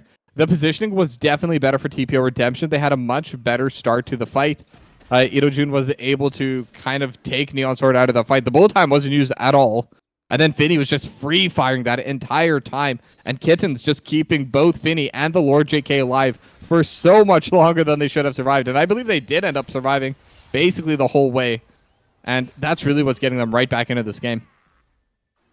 I'm kind of not happy with the build that Finny's gone for. He did end up sending reminder. They're getting a stun onto Drakenrich, but it does not matter. Finny actually bought an Executioner's, and there's no real healing coming out from the side of Contingent Purple, so I'm not the biggest fan of that. It's kind of just 800 gold that he ended up wasting that he could have used to get towards a core item, get towards that fourth item. But I mean, I'm not really sure why he ended up going for that one. But the Baron is still on the side of Contingent Purple. They're still looking for it. They're looking for a play onto Urameshi now. Nice flick back by Irojun, but it does not matter because Peli was caught out a little bit, but able to get out of that one. And now the Baron is kind of just starting to fall off, and I believe it is off on the side of Contingent Purple. So able to get one turret out of it. Not the best Baron power play for a team that is pretty far ahead in this game.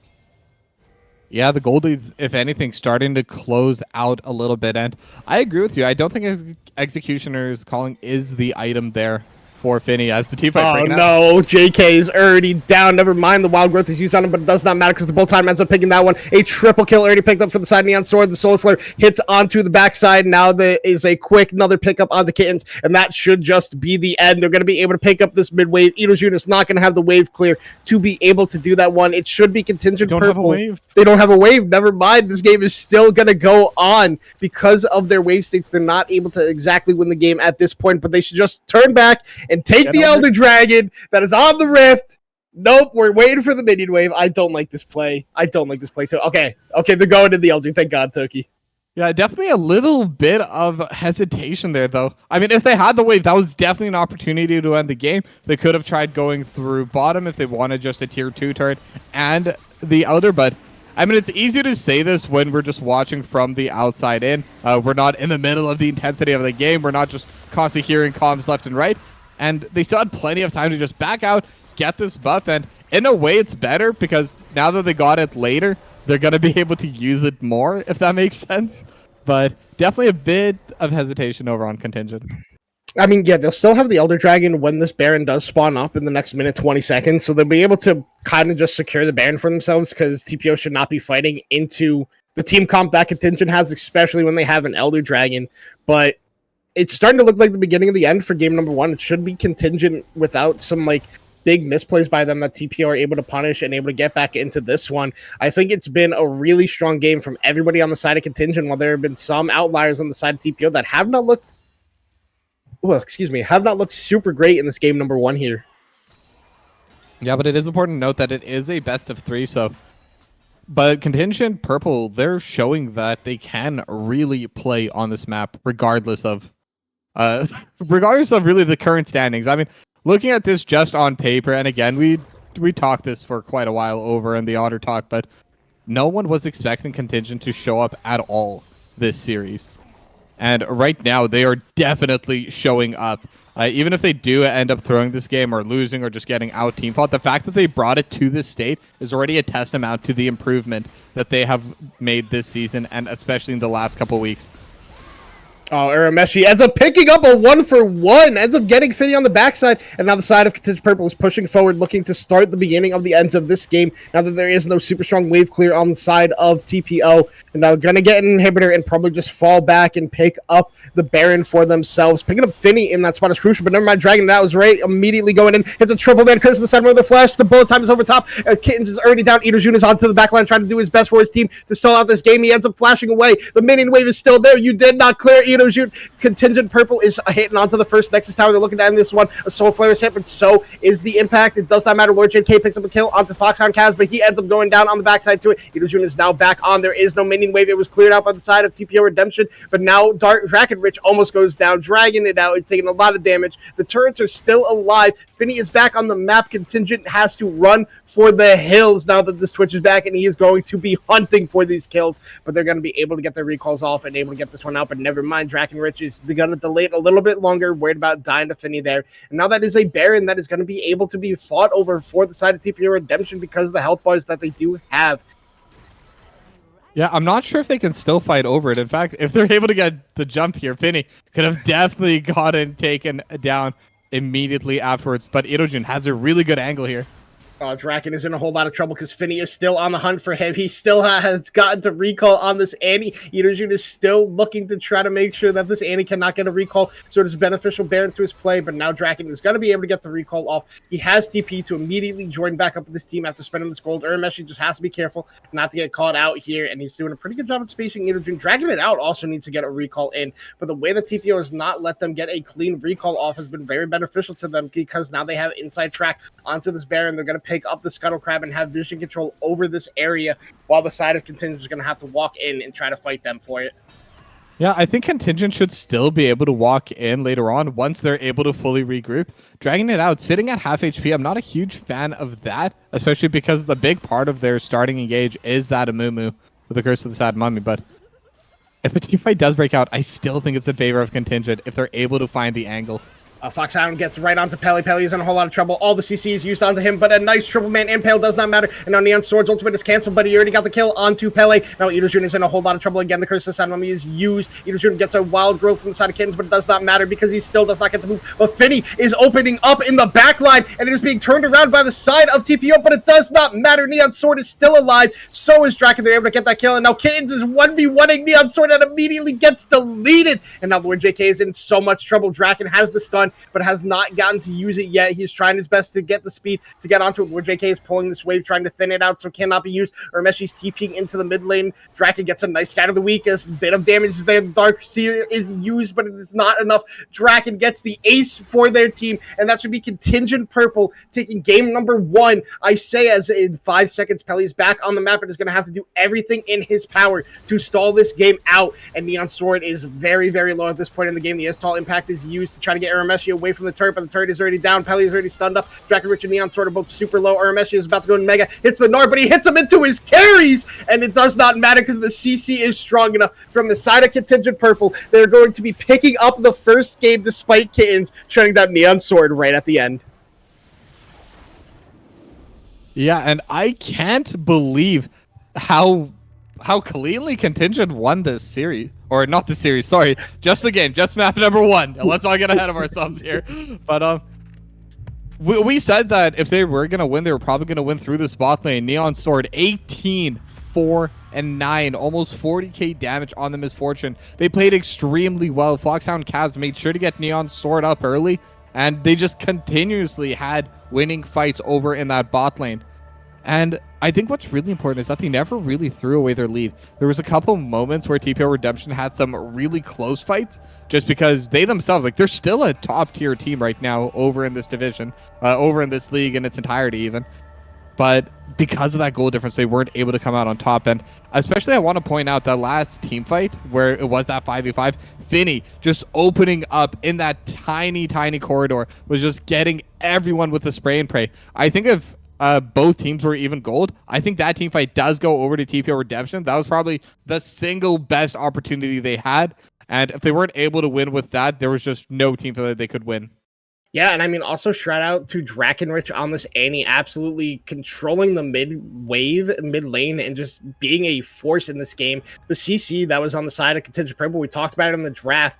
The side of TPO Redemption did not get to move once one bit of CC was layered on top of them, and we saw it in so many team fights when Pele and Ito Jun were trying to get onto the back line, trying to get onto Neon Sword. You just get CC'd once by either Annie, Leona, or the Amumu, and you just do not get to move for the rest of the fight. So Contingent Purple showing us they are a team that cannot be slept on as they pick up game number 1 against TPO Redemption. We're going to head to a short break as we wait for teams to reset and get ready for draft number 2. Do not go anywhere. We'll be right back.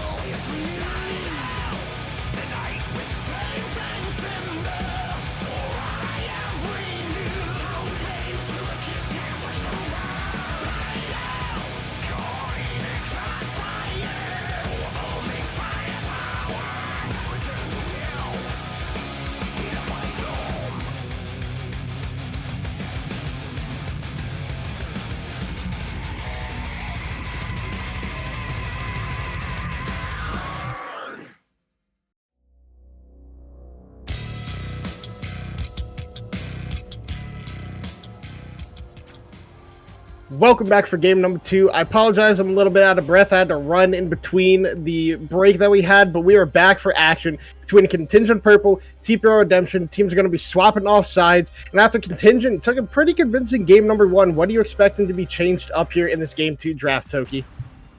I expect TPO Redemption's gonna make a draft that's a little bit easier to execute. I think that was definitely a big issue with their last team composition. Their team fight was just so difficult to pull off. And on the other side of it, Contingent was so easy to pull off. They had so many different avenues where they could engage from. Anyone who wasn't engaging can follow up. The Misfortune was able to just throw the bullet time over top. Now, because it is full Fearless, a lot of the tools that they did use last game are just going to be completely gone. And I think this is where TPO Redemption could maybe start showing off that we are a top tier team. We have been performing incredibly well this season. And with most of those easy to execute champions being out of the pool already, this could be the time for them to really demonstrate that. Yeah, I was going to say Contingent could kind of go with a similar draft. You draft like a Kaisa, a Wukong, Nautilus, and you kind of still have the same identity as the game number 1 draft, but the Tristana that was banned away from them in game number 1, they're going to be picking up here in game number 2. This is most likely going to be going to Neon Sword. Got a Vygar hover here. I don't think it's going to be first pick. I think I might be being a little bit trolled here by Finny, but not too positive. But it is actually a Vygar first pick here, so definitely something I did not expect to see as a first pick potential champion, but it's immediately followed up by a Jarvan, champion that Pele has played quite a lot this season. Still a super strong jungler, you know exactly what it does, but Tristana is able to get out of the Cataclysm, so it could be a little bit more difficult to execute by the side of TPO Redemption and trap that 80 carry in there and make them fight for their life. Yeah, but I'm already liking their team composition more. Vygar is definitely going to have a lot more range in terms of starting a fight. The Scout of the Week kind of pushes everyone out of the way, even if they do get stunned. Then obviously the Flag and Dragon to the Cataclysm for the Jarvan is definitely going to be a much simpler way of opening up fights. But on the flip side of it, Contingent, they definitely do seem to be going for something similar at least. Now, Tristana can't do what Misfortune does. I don't think anyone really can. Like you said, the Kaisa can kind of follow up on it. Ezreal, in some extent, can follow on it as well with that ultimate. But let's face it, bullet time is in a league of its own. No other AD carrier is going to be able to match it. But they're still bringing in those front lines. They're still bringing in those really solid tanks. They have the Zac. They have the Nautilus. That's already 2 characters that can easily engage and easily follow up as well to any of those engages. But on the other side of it right now, TPO Redemption, they're going to lock in that Alawi. It was banned in the second phase of bans last time, so it is pretty smart of them to lock it in as their 6th pick before the next set of bans. Yeah, and I mean, we saw how good Illusion did in the isolated 1v1 in the top lane. That is what Alawi is made for. If she gets ahead and you try to gank an Alawi, you better be sending 5 people because she will kill 3 of you. That is how strong Alawi is in these team fights, or not even team fights, in just these like isolated side lane situations. And there's really no champion in the game who can match her except for maybe Yorick, who I don't know if anybody's really gravitated towards. Yorick is a really strong champion that even a lot of pro teams have been gravitating towards with the recent buffs that have come to him. So I feel like that might be the only thing that can match an Alawi in the side lane, but it is such a different style that it becomes very difficult to play. And now TPO is even going for more AoE team fighting. They're picking up a Swain here for themselves. So I'm curious where it's going to end up going, if it's maybe like a support Swain or like APC Swain or even mid Swain with like a Vygar APC. Really interested to see how this TPO drafts end up shaping out. I mean, I hope it isn't a support Swain. I mean, I've talked about this in a couple of other casts with you before. I don't think it's a good support. I think anything that Swain can do from the support role, there's another support that can do it better. And if Swain falls behind, they just become a liability. They're just free gold for the enemy team. Now, as for where I think they might be going, I would like to see the Veigar being an APC. I think into a Tristana, Veigar does fine, can just put up the cage, and Tristana cannot rocket jump out of it. Is kind of stuck within it. Can use that for self-peel, can use that to set up ganks. I mean, it's a pretty versatile tool. You want to stop Tristana from jumping, you throw down the cage. But now we're seeing another really interesting pick. I mean, 2 pretty interesting picks. We have the Cho'Gath that's going to be going over to the top lane, and then we have the Yone. I mean, this is going to be a lot of damage, but I think both Yone and Tristana, they do need some time to get their items. They do need some time to scale. And Nautilus, Cho'Gath, and Zac, they're not really known to be damage dealers at all. Now, Zach can do some early on, but it's definitely going to take some time for them to scale this time around. Yeah, and a big thing to know about this Cho'Gath is that kind of sort of weird AP build we used to see with the Symbiotic Souls and Shurelya's kind of isn't as strong as it used to be because of the recent patch update. Symbiotic Souls no longer has that empowered recall to give you like free backtimers and everything like that, so maybe we're just going to be seeing a pure tank Cho'Gath.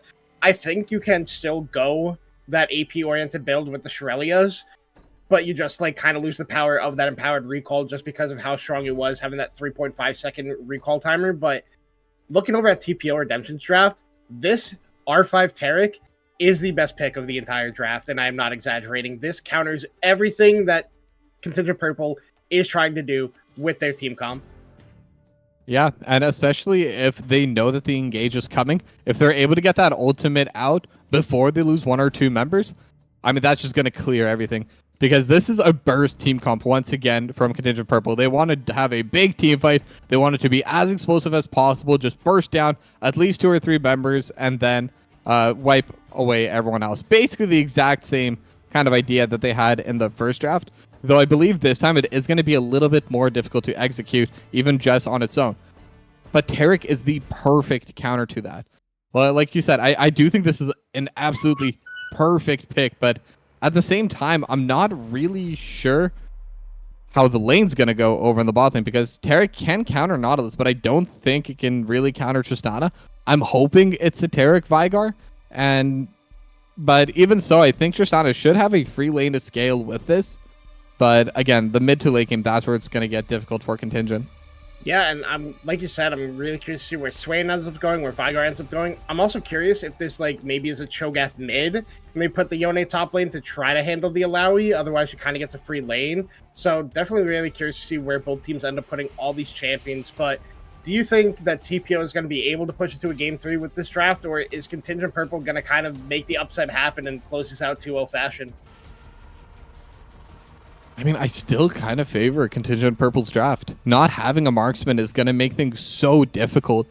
Vigar is going to be able to scale up, but Yone is going to outscale Vigar no matter, unless it gets to like really, really late game where Vigar just one-shot someone full HP with just the R.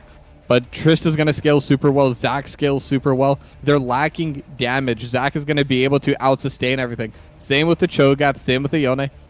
I'm still going to give the draft lead over to Contingent Purple, but last game, I gave the game lead over to TPO Redemption, but the way Contingent's playing, I think I'm going to go for a 2-0 Contingent, surprisingly. Yeah, I think I'm kind of in agreement with you, Toki. I think after how Contingent looked in game number 1 and with the draft that they have here in game number 2, I think I'm slightly favoring it. The only question mark around it is how Idojun is going to look in the side lane on the split push Alawi. I don't expect him to be joining for much team fights. But if Contingent is able to keep that in control and in wraps and be able to just win team fights, win objectives, I think they're going to be able to pull off the upset here and make 2-0 happen. But the only way we're going to be able to figure that out is once we get onto Rift. We're going to head to a quick break as we wait for the spectator delay for in-game drafting. Don't go anywhere. We'll be right back in a couple of minutes.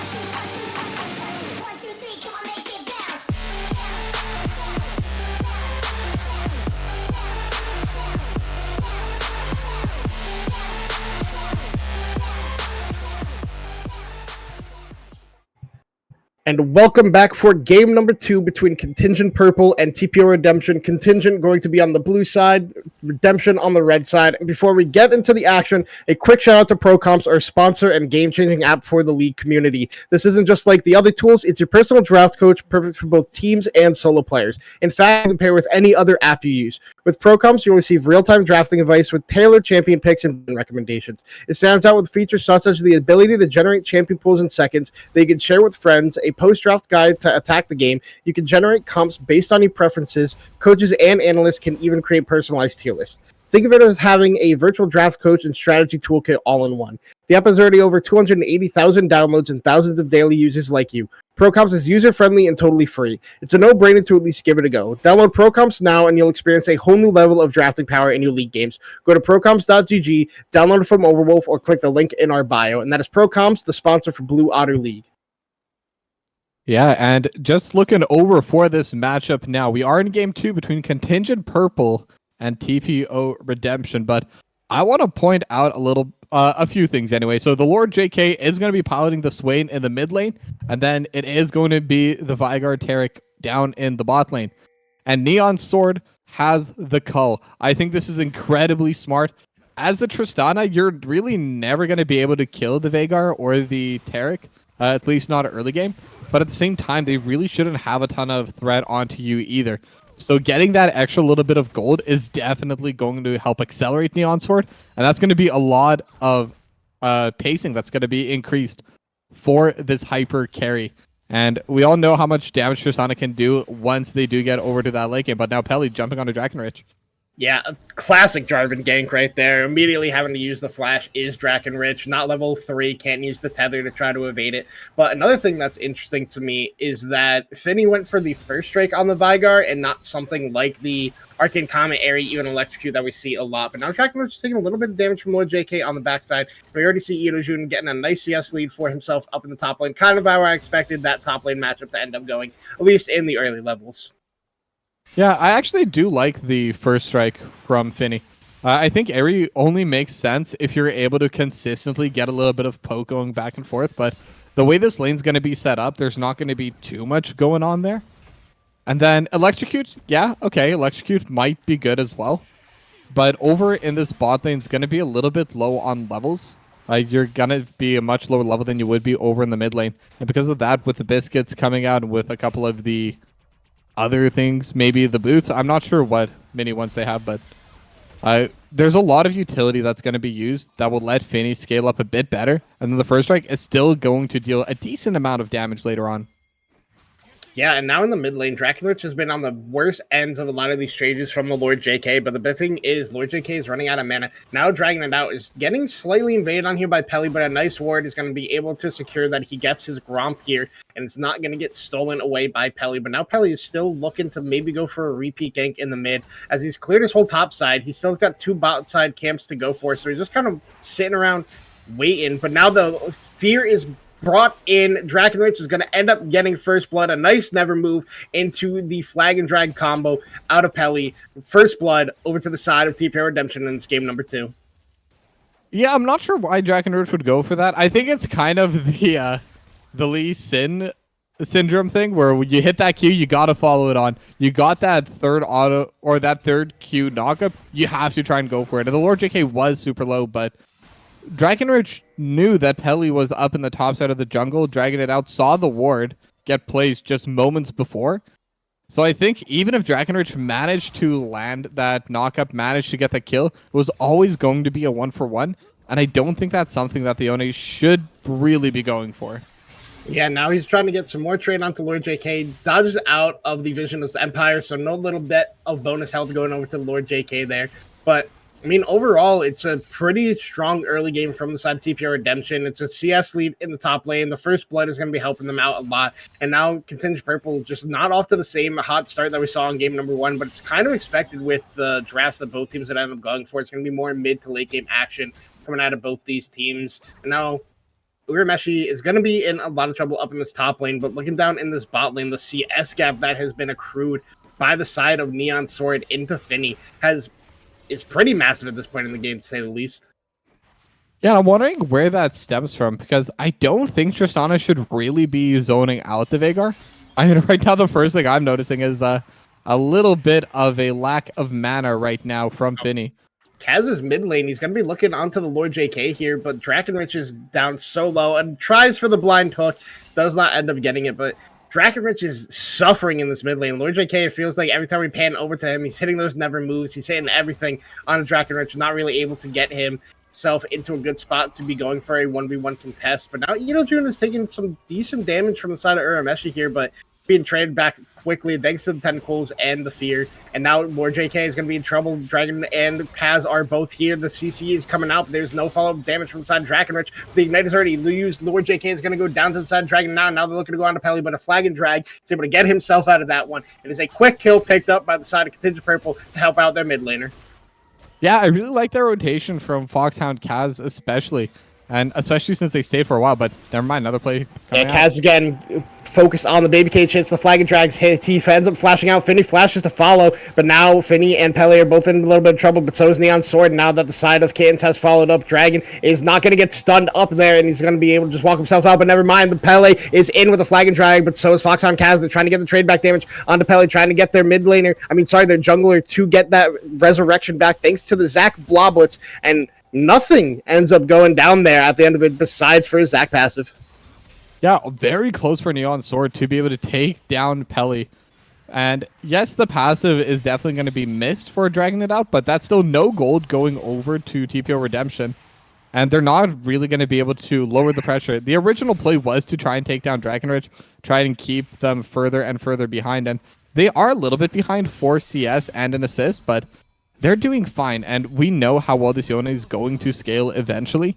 And with that team fight pressure that the Yone can apply, as long as they're more or less even, especially into that ranged versus melee matchup, it's gonna be okay. And Drakenrich right now isn't in the worst position as long as it doesn't keep deteriorating. Yeah, Lord JK is still trying to look for all this poke, but ended up taking a tower shot when he went for the vision, just was slightly ahead of his minions, but now they're going in, Drakenrich is in with the ultimate, but Lord JK immediately pops that demonic form, and he's just going to get the damage, gets the burst down, and down goes Drakenrich, but now the side of Contingent is going in on the bot lane. Finny's in a whole lot of trouble, Neon Sword is exhausted, ends up flashing out Kittens. This is what Tarek does, he gets so much damage on the backside, Finny ends up falling to Neon Sword, but now Kittens is in trouble, Pele is here, we got the Elastic Stinger Shock charged up, a double knock up, and Kittens is going to end up going down to side of dragging it out, and that is the feats of warfare picked up for the side of Contingent Purple in game number 2. Where was this Contingent the rest of the season? They are looking so good right now, and I don't even think this is something where we can say, oh, TPO Redemption, they're just having a really off day. They're not the team that normally shows up. I think they're playing fine. I think Contingent is just really playing over the top. They're finding some really good ganks. They're finding some really good engages. Now, Drakenrich, a little bit of an in-play there in the mid lane. No real reason to all in onto the Lord JK, but they're still finding victories on every side of the map. Already a 500 gold lead for Contingent. And on top of that, a lot of that gold is going to Neon Sword. Already 600 gold up. Basically, that entire lead is just this Tristana right now. And that's who you want to be rich this game, as Drakenrich could be going down again. Nice flash, gets him away from that one, but Pele's level 6, he gets the Cataclysm in. Now Drakenrich is in a whole lot of trouble. Dragging it out is there, but it's not going to matter because he's going to end up snapping back. His fate is sealed, and now Drakenrich is going to be in trouble on the backside. He tries to let it bounce, but it's not going to matter. He's got no passive. Pele picks up that one, and this quick turnaround by the side of TPO Redemption. Yeah, Drakenrich was definitely caught out, but dragging it out, I think, could have just walked away. I don't think there was really any saving that Yone. And at this point, they're 0-2-0. They're not really worth gold. It's not even worth the effort, to be honest. Respawn timers are not that long. TP's up. Everything's fine, but this will give away the dragon, and this will also kind of give away the gold lead, because right now, TPO Redemption, they're definitely going to be further up now. 500 gold lead in their favor with that kill going their way. And I mean, they're kind of also scaling up, not in the same places. It's definitely a little bit worse for them as Neon Sword jumping in, but no play going to be coming out from there. Because the Lord JK, I bring this up every single time Swain's played, but Swain requires gold. Oh no, Drakenrich, a nice flash away from Lord JK to not have a Fate Sealed connect onto him. It could have been turned around by Drakenrich if that actually does hit, but it ends up being nothing. And now June is soloing the grubs. Never mind, he stopped dragging it out from getting him. Dragon is able to pick up 2. Urameshi's trying to walk over, maybe getting the feast on another one. And Fate is sealed. Lord JK is actually in a whole lot of trouble here now. He's going to go down. He ends up actually getting the kill at the no snapback. The damage is too strong at this point in the game. Yes, the 2 grubs go over to the side of Contingent Purple. They're able to pick that one up for themselves, but they're not able to get all 3. One is picked up by the side of TPO Redemption. And just a quick little side note to talk about like playoffs, as we're in week 6. We only got 1 week left of the regular season. There is still a world where Contingent Purple can actually make playoffs, but it requires them to go 4-0, and they need Dorado Gaming to go 0-4, and I believe they need Kraken to also lose a game, and they kind of need like everybody else around them to start losing games, but like it is such a weird avenue, and I don't know if it's possible, but despite that, they're showing up really good in the first game. They're a little bit behind here in the second game, but they have a team comp to be able to get this one back into this one, but now Kaz is in a whole lot of trouble. He's dazzled up, and the damage is already out there. The Primordial Burst is used by Finny to quickly pick that one up, and game number 2, not looking as hot as game number 1, but they can still find avenues back to be able to get into this game. Yeah, I mean, we haven't really talked too much about top lane either, but Irojun slowly but surely getting a massive lead. Not too much in terms of minions, but 3 whole plates already for the Alawi. We always knew this was going to be an easy lane for Irojun. Alawi's just going to naturally win into a Cho'Gath, but that's still a lot of gold going into this Alawi. And then at the same time, mid lane 0-4-0 on Drakenridge. The Lord JK is starting to look really strong as a Cataclysm coming out onto Urameshi. Yeah, now Urameshi might end up being the one who ends up falling down here. They could have given it to Irojun, but Pele flashed just to get the auto attack to pick himself up that kill onto Urameshi. And it is TPO Redemption quickly starting to take over this early game. Yeah, I mean, over a 2k gold lead. It was just a little while ago where I was saying it is that 500 gold lead for Contingent, but I think at this point, this acceleration might start just getting worse and worse. Once the plates go down, they can definitely start taking down those turrets. Irojun's already has the Black Cleaver. Probably going to recall for another massive component here. And the Lord JK, no one can really get close to it. 2-level lead over Drakenrich. Dragonade out, only level 7. I think even if they bring all 4 team members from that bottom side besides Urameshi, like, I think they're still going to have a very difficult time taking down this lane. I think Irojun just kills him here. Never mind. I meant Urameshi, but I said Irojun, but the turret still ends up going down to something. It is the first turret to the side of TPO Redemption, but a solo kill for Urameshi because Irojun decided to greed for that one. I mean, hey, the wave's in a good spot. You're going to be able to maybe pick up some of these minions, but because they're going to crash just outside of turret range, so never mind, we're getting some action in the bot lane. Kaz is going to be in a little bit of trouble here. He's stunned up. The ultimate is used back onto Finny, but now Kitten's going to flash away from the elastic slingshot, and they're just able to get themselves out there, but now Finny's being pulled back in. The hook hits onto a minion, and Finny is able to escape there. Flash used by Finny and Kittens. No flash is used, but now Pele is in on the backside. Kaz is in a lot of trouble here. He has a flash. Dazzle is not going to connect. The Dark Matter does hit onto him, but it is no action in the bot lane besides summoner spells. Yeah, for that top lane, by the way, that was the one grub that they managed to get on the side of TPO Redemption that ended up killing this as the Lord JK wants to go in. I like that play out of Lord JK because Draken ended up using the Soul Unbound. He said, I'm not going to fight you on your disconnect. I'm just going to walk back to where you're going to snap back and use my ultimate to try to force you to either flash or end up dying, but the Fate Shield is used defensively to get himself out of that one. Now Pele getting a little bit of counter jungle action in, going to be able to steal away that red buff from dragging it out. And overall, this is starting to look a little bit closer because the gold is starting to shrink, but the turrets are what are in danger for the side of Contingent Purple. Lord JK has gotten so much damage down onto this mid lane turret in this matchup, and he's able to be picking this one up for himself here. But now Pele's here. The Cataclysm is used. Drakenrich is able to use the Q over the wall. Pele flashes to follow him, but now the Lord JK is looking to fight this one out. Draken is in a little bit of trouble here, but so is Dragon now. He's going to get hit by the Never Move, pulled back in, doing a lot of damage. Lord JK is putting out a ton of work on this Swain in this matchup. Yeah, and again, they're just trying to get something done over this mid lane, but Contingent just can't really find the angle. And with the ultimate down for the Lord JK, that was their timer. If they both committed to it, maybe they could have something happen, but with Pele in the area, Kittens was nearby, like, it's still a very low % chance play, and with this, they should be able to secure themselves the second dragon. They're still hard winning on the top side because right now, Contingent is just ignoring the problem that is Irojun. but this problem is going to get much worse before it gets better. Yeah, Dragon Out used the elastic shot and he's bouncing around, but the ultimate is coming down from Kittens. They are not taking any damage. Dragon Out is being the focus down, but they have no consistent DPS. If Finny is missing these skill shots, but now he gets the Primordial Burst onto Kaz. Kaz used the flash, but now Dragon Out is going to go down on the backside. Finny going to pick up himself a double kill. Maybe only one kill. It depends on who gets the kill from the Boblets, and it is Kittens who ends up taking that one out and hits the sad B, meaning not to steal that one away from his teammates. Yeah, secured. But, I mean, a kill's a kill. They're still going to have a massive teamfight win as Draken. Draken is just dead. The flash forward from Lord JK, there's no getting out of that one. Doesn't even use the fate sealed. His fate was sealed. Draken Wrench ends up going down again. 0-5, and now Neon Sword is going to be the focus here. He uses the cleanse to get out of the cage. Jumps back forward. Finny is taking tower damage. And the Buster shot to save Finny's life. And Neon Sword ends up going down in the bot lane. There's going to be another turret picked up for the side of TPO Redemption as they are starting to build the coffin for Contingent Purple in this game number 2.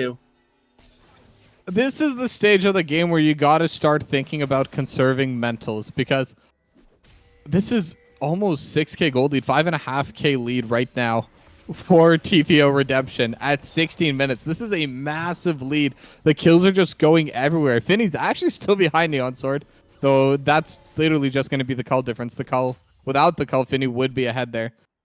But then 2.3k gold lead for the Lord JK. That's basically a full item. 700 gold over to Edo Jun.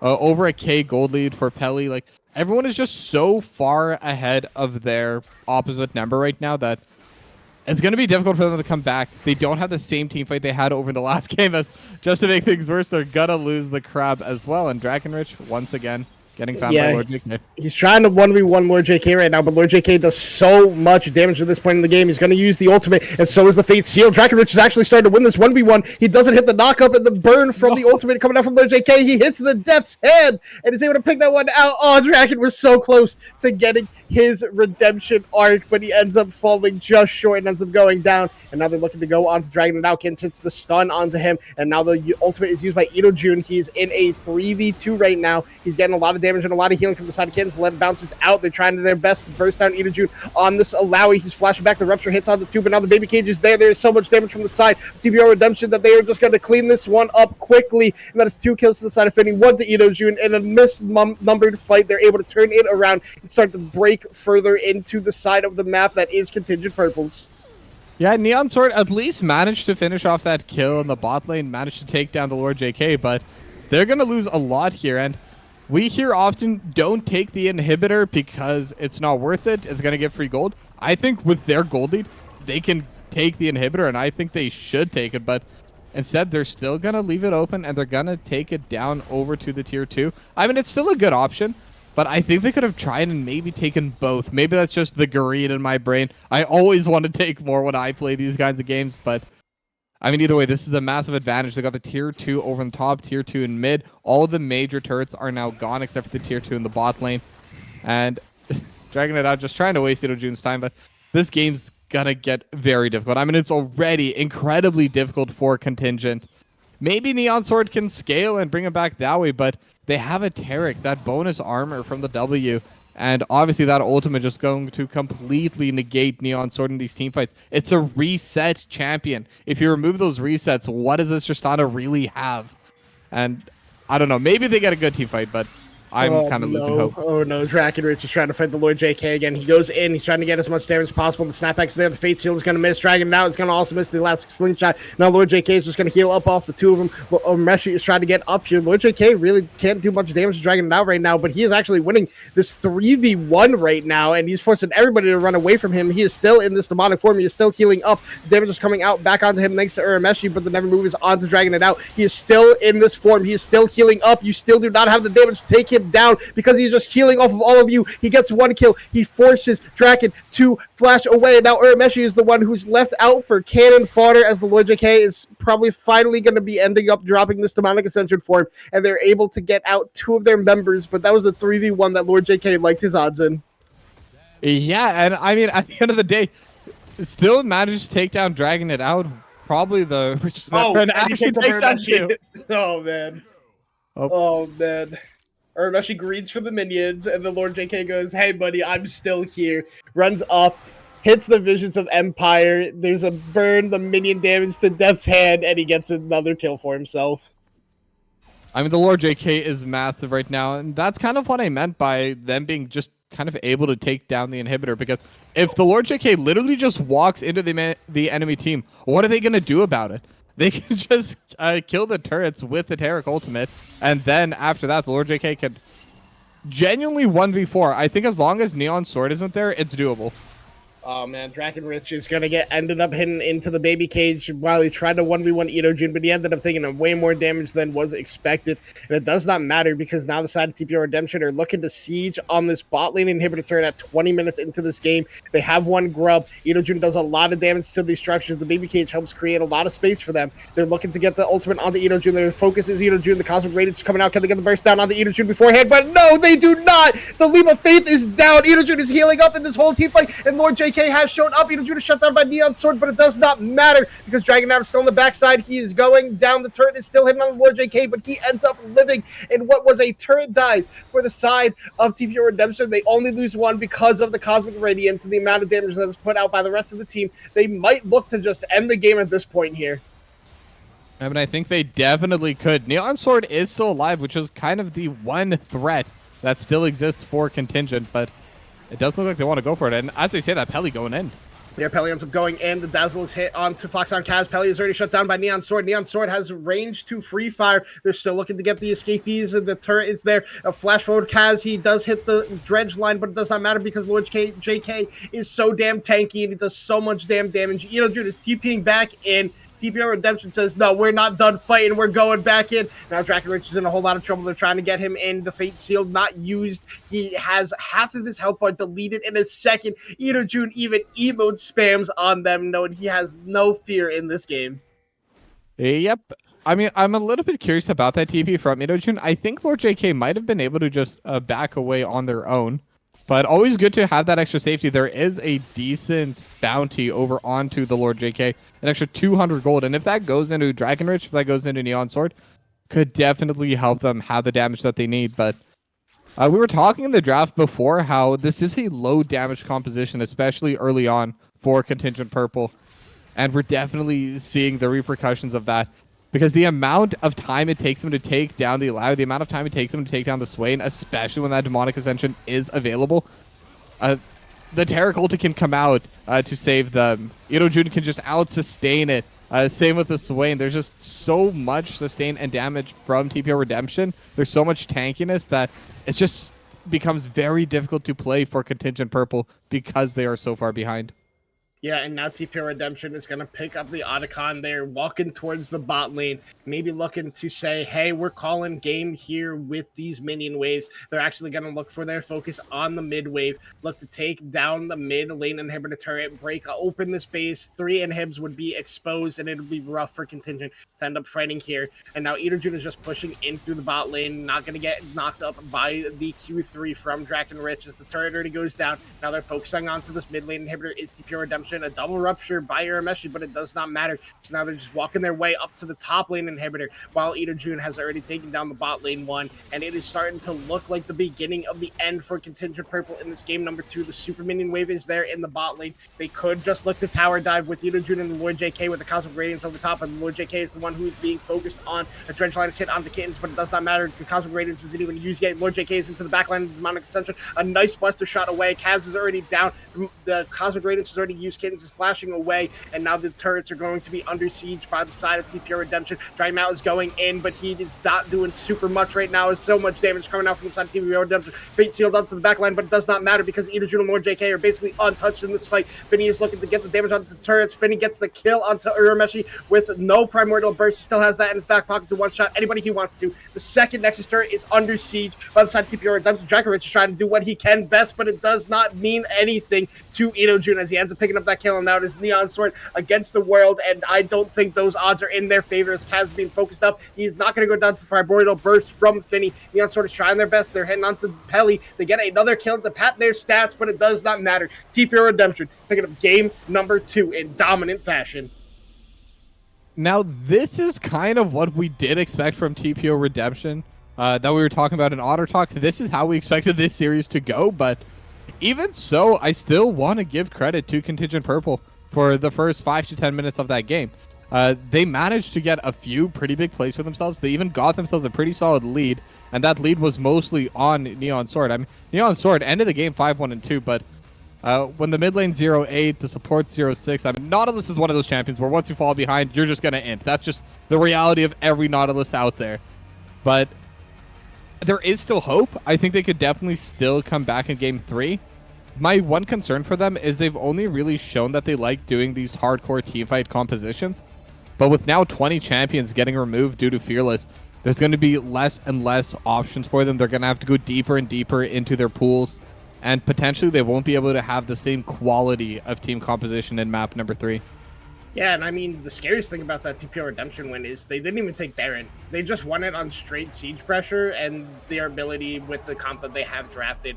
But like you said, with 20 champions gone, Contingent doesn't have to play against the Alawi again. No Swain, no Tarek, so they don't have to play against the same style of comp. So I'm really curious to see how both teams end up shaking things up for their game number 3 draft. If Contingent goes for, more of the same, or if they try to branch out to a different style that they think can win. TPO Redemption maybe goes for a team fight, maybe something of the same with the draft that they just had. But I mean, it's going to come down to this. Maybe Contingent can get that game number 3 win and kind of upset the playoff standings and everybody else, but TPO Redemption really needs to get this one. They're going to have to review that game number 1, despite if they win the series or not. We're going to head to a short break as we get ready for game number 3. Do not go anywhere. We'll be right back.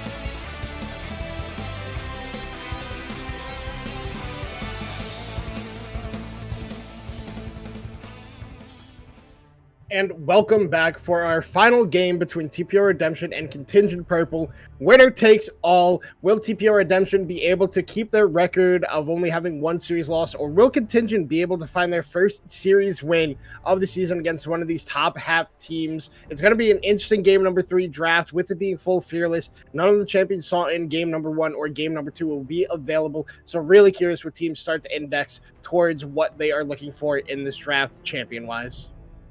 Yeah, what's already interesting to me is they did ban away the Rel on the side of TPO Redemption.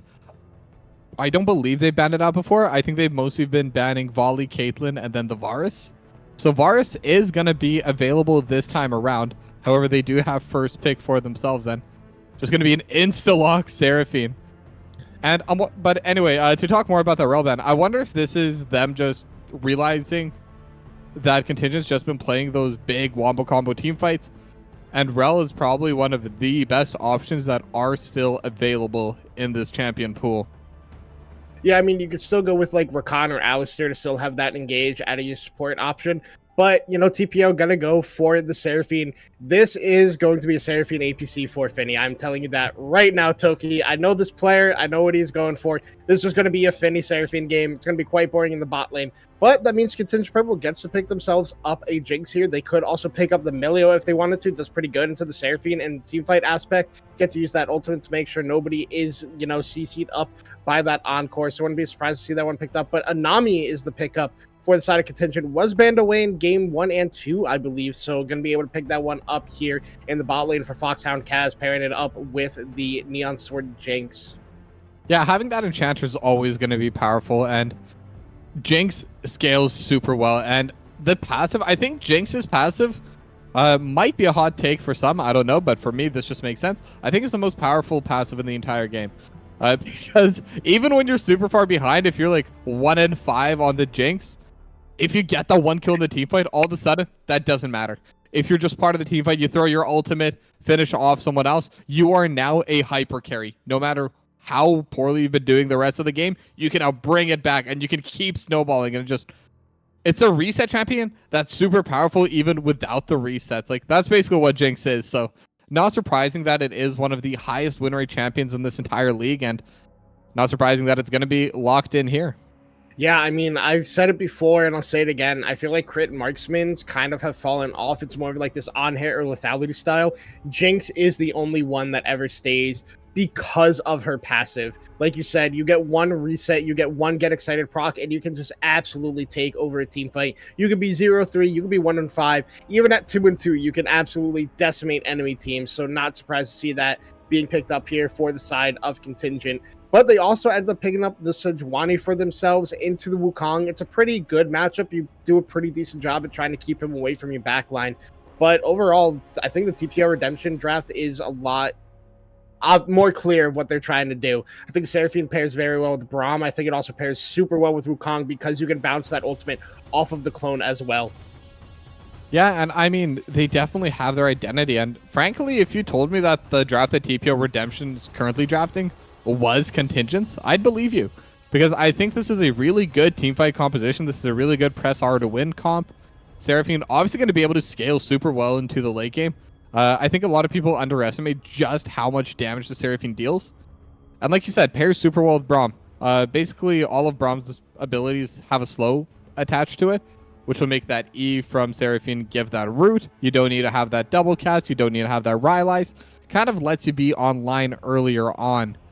But now, a couple of interesting bans, actually, from Contingent. The Darius ban, we've been seeing it every game. I think this is the first time we've actually talked about it. But the Set ban, I'm wondering if that was just picked to help protect the Ornn and to help protect this counter engage that TPO Redemption have already kind of started drafting for themselves. Yeah, I do think the Set is a really good ban. They probably went, yo, Urameshi, if we're going to pick you Ornn here, what don't you want to play against? And they're probably like, I don't want to play against Set. I don't want to play against Darius. And I think it's pretty smart choices. I think Set is really good at... You can literally rip Ornn away from his ultimate when he tries to R2 it, and then it's just a useless ultimate. But they picked the Mordekaiser who can do the similar thing to that. And then a Nefiri pick. So this is the Fury mid for the Lord JK. He has played it before, so I'm really curious to see what is going to be picked up by Drakenrich here to try to counteract that. I'm not really sure what's super strong into Nefiri mid.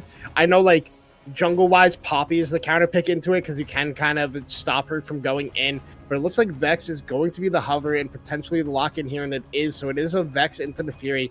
I'm going to be honest, I'm not really sure how strong that matchup is. I think this should be good for a Contingent because the way Nefiri plays is you want to start poking down your enemy mid laner with your Q. And especially if you're able to hit both together, it deals a pretty consistent chunk of damage, but it's impossible to get a kill out of it. What you want to do is then you want to jump on them. You throw your R onto them. Vex immediately shuts down that play. So Vex is not going to be in much danger versus this Nefiri, at least if it's going to be in the clean 1v1. But Vex can also have some pretty good plays with that ultimate. Can kind of follow up on the roams that Nefiri is going to be able to bring in. Should have the better wave clear and might even have the first move during these roams as well. So I really like this Vex pick. Again, they're kind of starting to build themselves. Well, starting to build this as the draft is done, but They have a little bit of that reset composition for Contingent. So if they're able to blow someone up, they can definitely start running away with this fight. And there's no real true tank on the side of TPO Redemption. Braum is tanky, but it's still working with the support budget. So Yeah, and I mean, I looked it up. Vex is like one of the #1 counters into Neferi, so I feel like they got to feel confident in this matchup to be going for that one. But also, like you said, there is no true tank on the side of TPO Redemption. You got Braum on the support budget. Mordekaiser gets a little bit tanky in a way, and so does Wukong thanks to that passive, but that's only for AD damage. So this Vex is strong in a head. She can try to like just one-shot anybody on the backside of a team fight. So I'm definitely thinking this is going to be a good scrappy game. I'm really hoping we get the Contingent Purple from game #1 and the TPO from game #2. And I want to see how those two teams are facing up on the Rift here in game #3, because like I said, Contingent is still looking for that first series win. And if they do it against TPO Redemption, TPO is going to have a rougher times in seeding wise for the playoffs, and really going to have to evaluate how they ended up getting in the situation against Contingent, who is kind of definitively the bottom team we have in Platinum, sadly. But I think the way they've shown up tonight, definitely a lot of things they can build on. Looking forward to the future next season, and hopefully these guys can make something, a miracle happen, and get the upset here. But Toki, for game #3, the final game, looking at these two drafts, who is your favorite for this game? I still like Contingent's draft better. I think they've been drafting better this whole series. I think they have the counter in the mid. Their bot lane should have a pretty free to scale Jinx. Top lane's going to be the one iffy bit, but it's Ornn. You don't care if Ornn's behind. That's why you pick Ornn. You want to be behind because you want to focus on your other lanes. So draft advantage definitely to Contingent, but it's really going to depend which of these teams show up. If it's Contingent from game 1, Contingent's going to win. If it's TPO Redemption from game 2, TPO's going to win. So really just going to come down to the execution there. All right, so we're going to head to a short break as teams finish up client drafting. We're going to see who ends up getting the series win between TPO Redemption and Contingent Purple when we come back from break. Don't go anywhere. We'll be right back.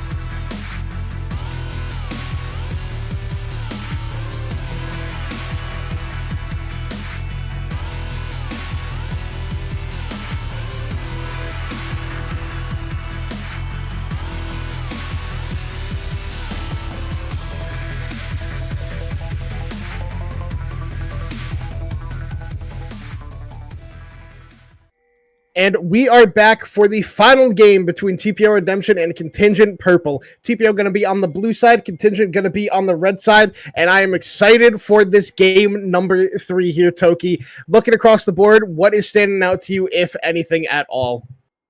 The cleanse for Neon Sword, I'm actually a little bit surprised about that. There's not too much that is cleansable on the side of TPO Redemption. Maybe worried about that stun or the combo from Finny, but I think that can either be dodged or just kind of removed later on with the Mikhails from Foxhound Kaz. But other than that, everything looks for the most part standard. So yeah, that's going to be the main shocker for me. Yeah, I mean, Neon Sword going it, not wanting to get rooted, stunned, or anything in this bot lane. So kind of makes a little bit of sense. But like you said, you could have just gone Mikhails on Foxhound and it would have been okay.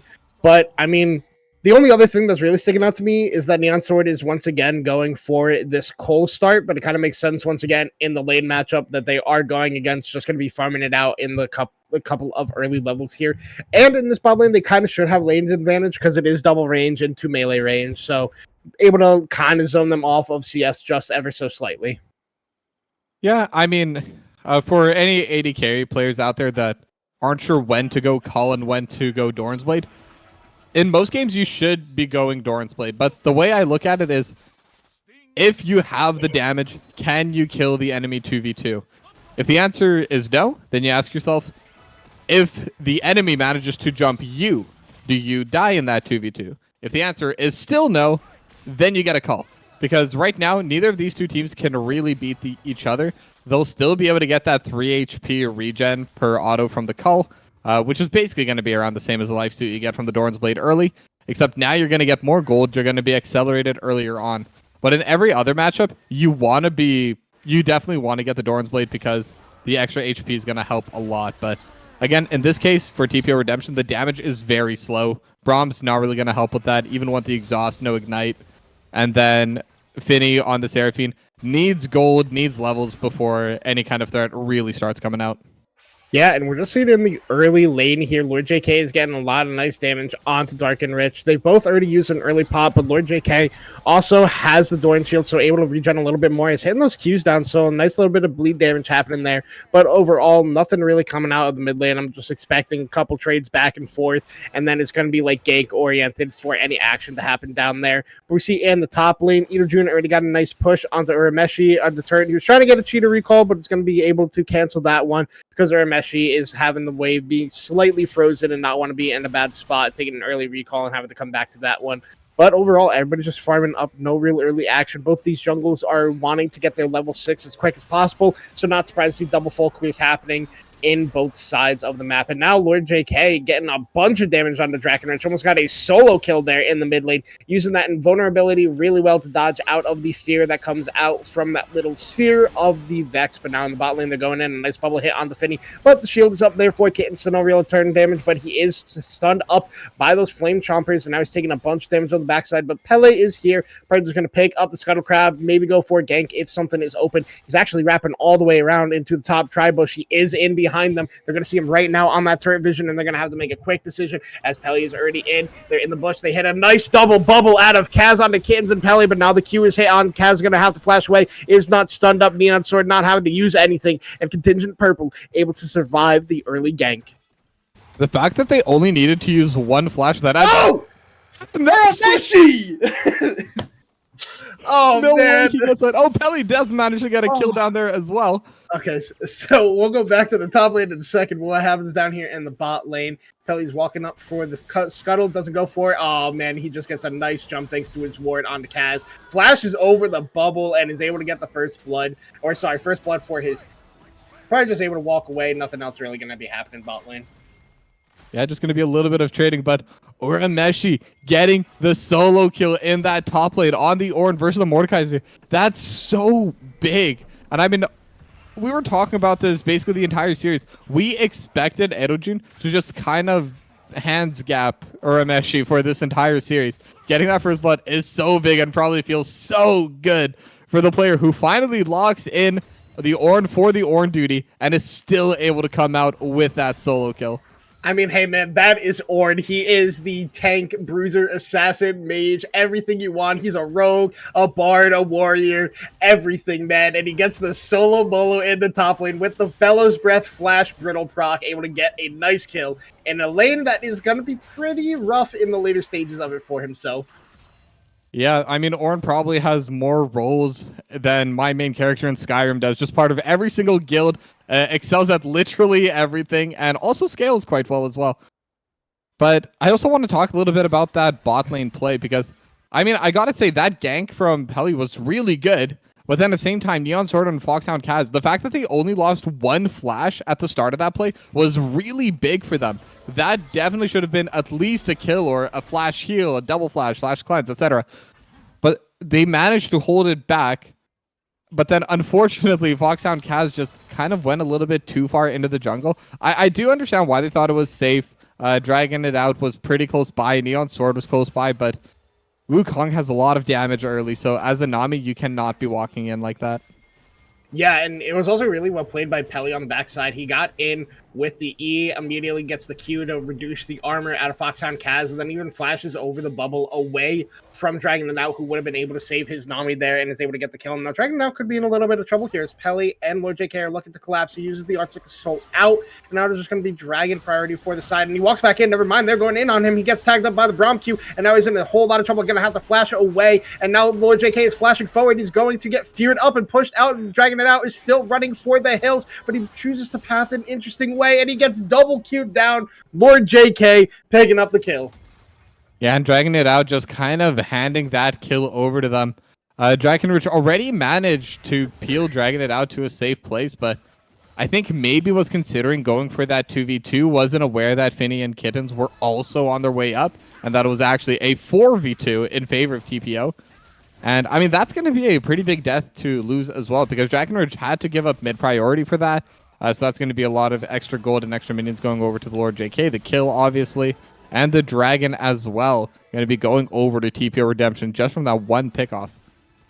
Yeah, and I mean, Lord JK showing his Nefiri mastery, really playing it out really well. Yes, he got feared, but is able to just use everything to stay on top of dragging it out. Is able to hit the double darkened daggers and pick up that kill onto the Sejuani at this point in the game. So up to a good start is the side of TPO Redemption, but Contingent Purple are still in this game. The CS is even across the boards. Yes, they are down 2 killers. They're down the dragon, but now Drakenrich is in a whole lot of trouble in the mid lane. Peli is not level 6, so he's able to just walk this one out. Has the full bar built up of Doom and Gloom, so he has a fear if anybody tries to go in. Hits the Q onto Lord JK, gets a nice amount of damage, and now Lord JK is going back in. Hits the double Darkened Dagger, gets the Electrocute proc, and it is an even trade for the mid laners, despite it being a 2v1 against Draken. Yeah, and I think that mid lane's going to be pretty even. It's just going to be a lot of poking back and forth. If anything, I do suspect it would go in favor of the Lord JK just because they can jump away like that, but...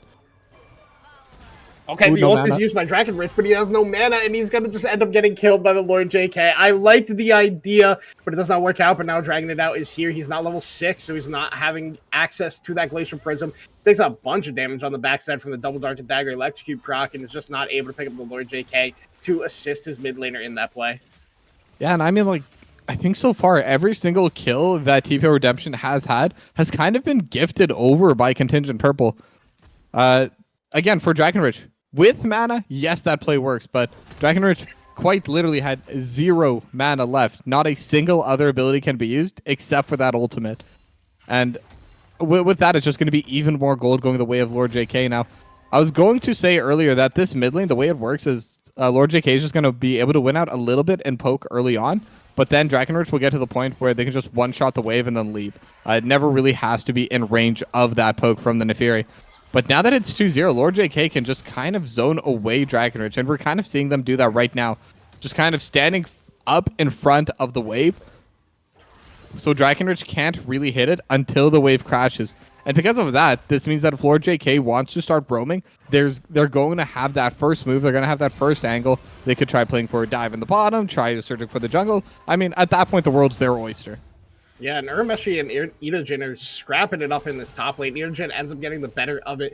because of his W, able to get the indestructible shield to not take too much damage to the backside. So now Urameshi is down HP, but it's Orin. He's just going to farm up under tower. And like you were saying in that mid lane play, yes, Drakenrich had no mana, but the idea was for him to fly back in with that Shadow Surge because the Super Mega Death Rocket was flying up there. So they were trying to combo it to get the kill, but the Super Mega Death Rocket just missed, so they weren't able to get the kill onto Lord JK. So it ends up turning a south play for the side of Contingent Purple, but I like the idea. But now Pele is in the backside, and so is Lord JK. He's immediately going in. He gets bubbled up, and he's shut down quickly, but a nice 3-man encore, and right immediately into the Cyclone, but now he's able to get out, and never mind, the turret shot is able to pick him up, and it's a double kill for Dragon it out, and now he's trying to get a third one onto Finny, but Kittens is doing a great job of peeling out. He is rooted up. The minions are doing a bunch of damage to Dragon it out, but he's able to get the shield from the Aerie from Kaz, and is able to live that one, and a nice play by the side of Contingent Purple, and a beautiful bubble by Kaz. And never mind, Drakenrich picks up Finny on the backside with the Shadow Surge.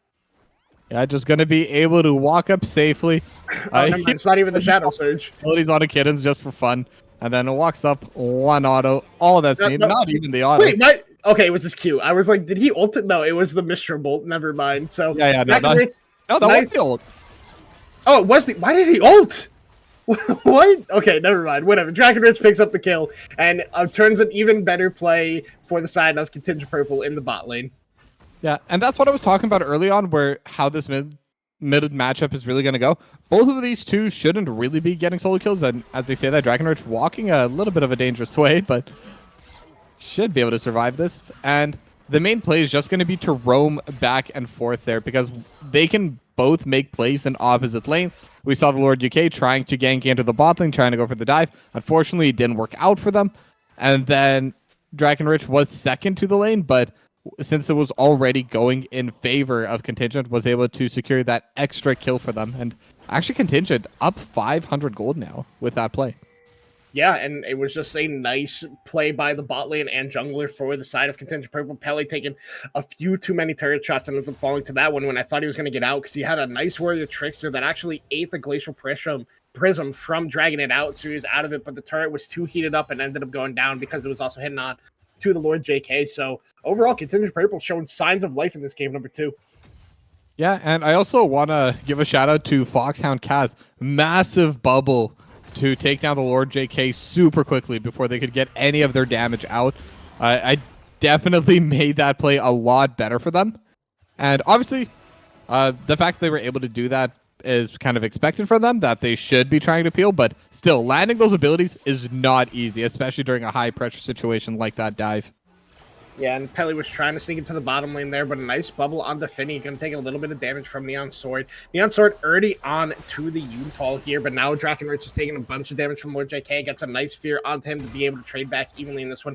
Dragging it out is sitting around the corner, trying to look for an opportunity to get in there. But now Vision is just going to be cleared up by the side of TPO Redemption. They're looking onto this dragon. Dragging it out is not in the area, and now they're finally walking in, but I don't know if they're going to be able to get to this one quick enough, and it's at 2k. They're looking to go in to try to get the Smite steal now. The Glacial Prism is on to Pele. They're able to steal that one away, and now they're looking to turn this fight around into the back line. Is Drakenrich onto the Lord JK, and now Lord JK is not getting go down. Drakenrich is the one who was focused up. A nice Cyclone by the side of Pele to be able to pick this one up. Now the side of Contingent Purple is going to have to kite this one out. Nice cleanse by Neon Sword away from that one, and he's immediately jumped on by the Lord JK. The healing is not enough. The shielding is not enough. They're going to pick up 2 on the side of Contingent Purple, and now Dragon is stunned up another kill over to the side of TPO Redemption.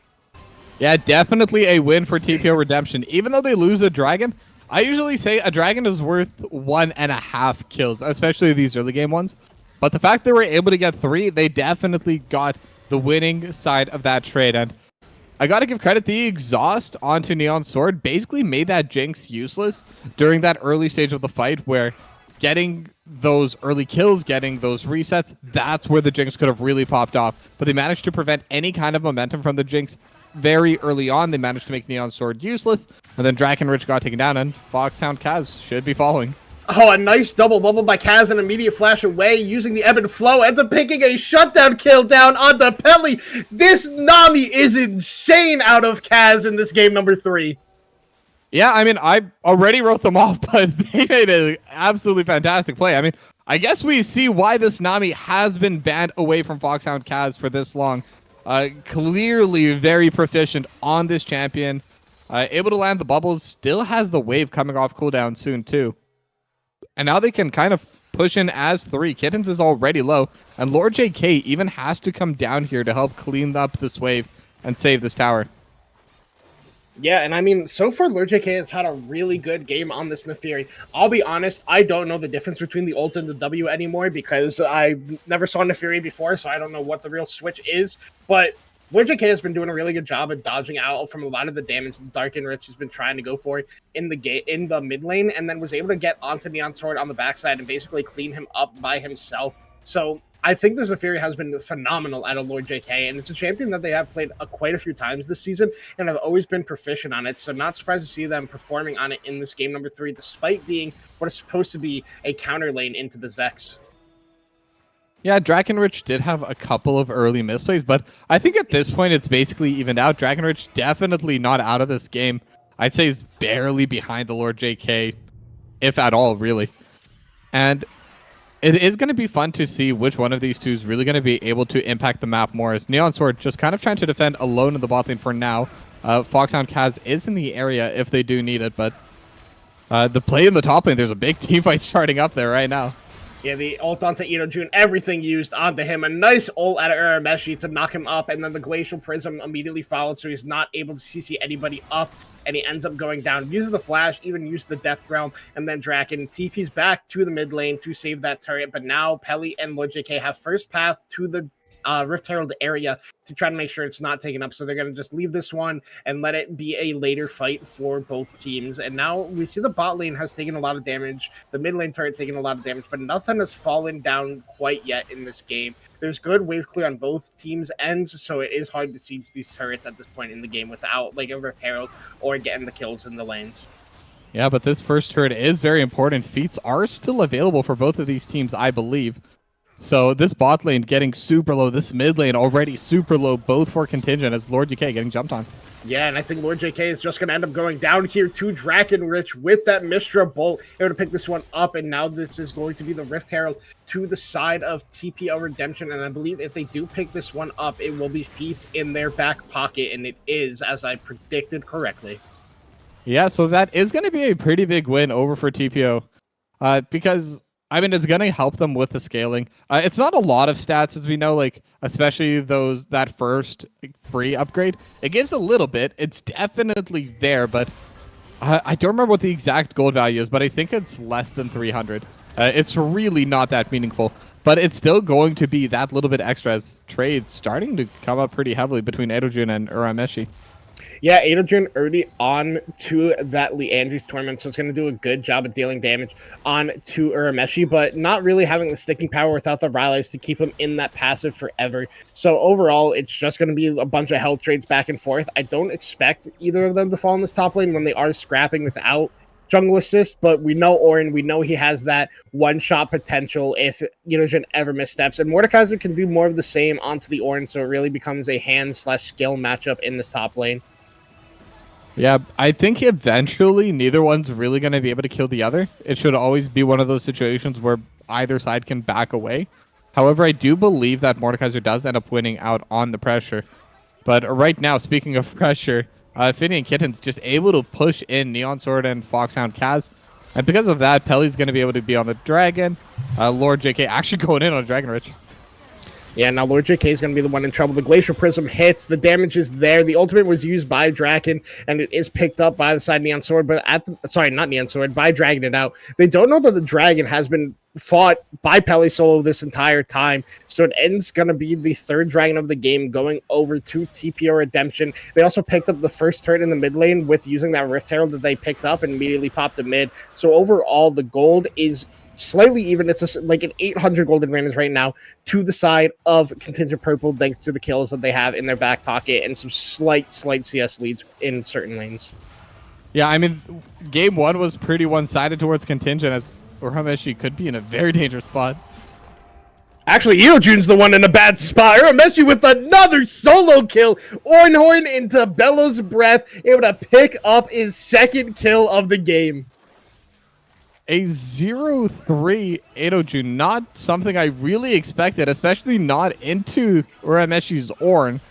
But I mean, gotta give credit where credit's due. Right now, Urameshi playing extremely well, but there might be a team fight starting to set up over the bot line. Yeah, Pelly's here, but so is Dragging It Out. Dragging It Out is the one who's going on to Pelly. Kittens is trying to walk over to help out his jungler, but now Lord JK is in trouble. There is no turret to save the side of Contingent Purple. A nice bubble onto the Lord JK, but they're still looking to go for this one. A flash in from the side of the TPO Redemption. A nice encore into the double Cyclone. Cyclone is used up once again, picking up 2 kills on the bot lane, and now Dragging It Out is going to be in a whole lot of trouble. Ends up going down there. A nice play by the side of TPO Redemption.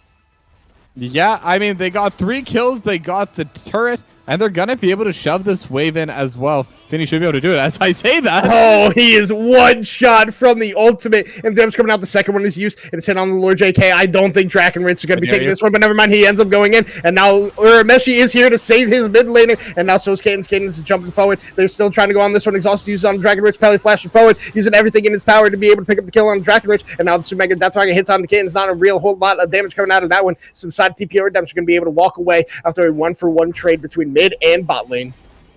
I mean, if we really think about it, Vex's ultimate is literally just Lee Sin's Shockwave on a longer cooldown, so not surprised to see kind of the same player tendencies coming out of it.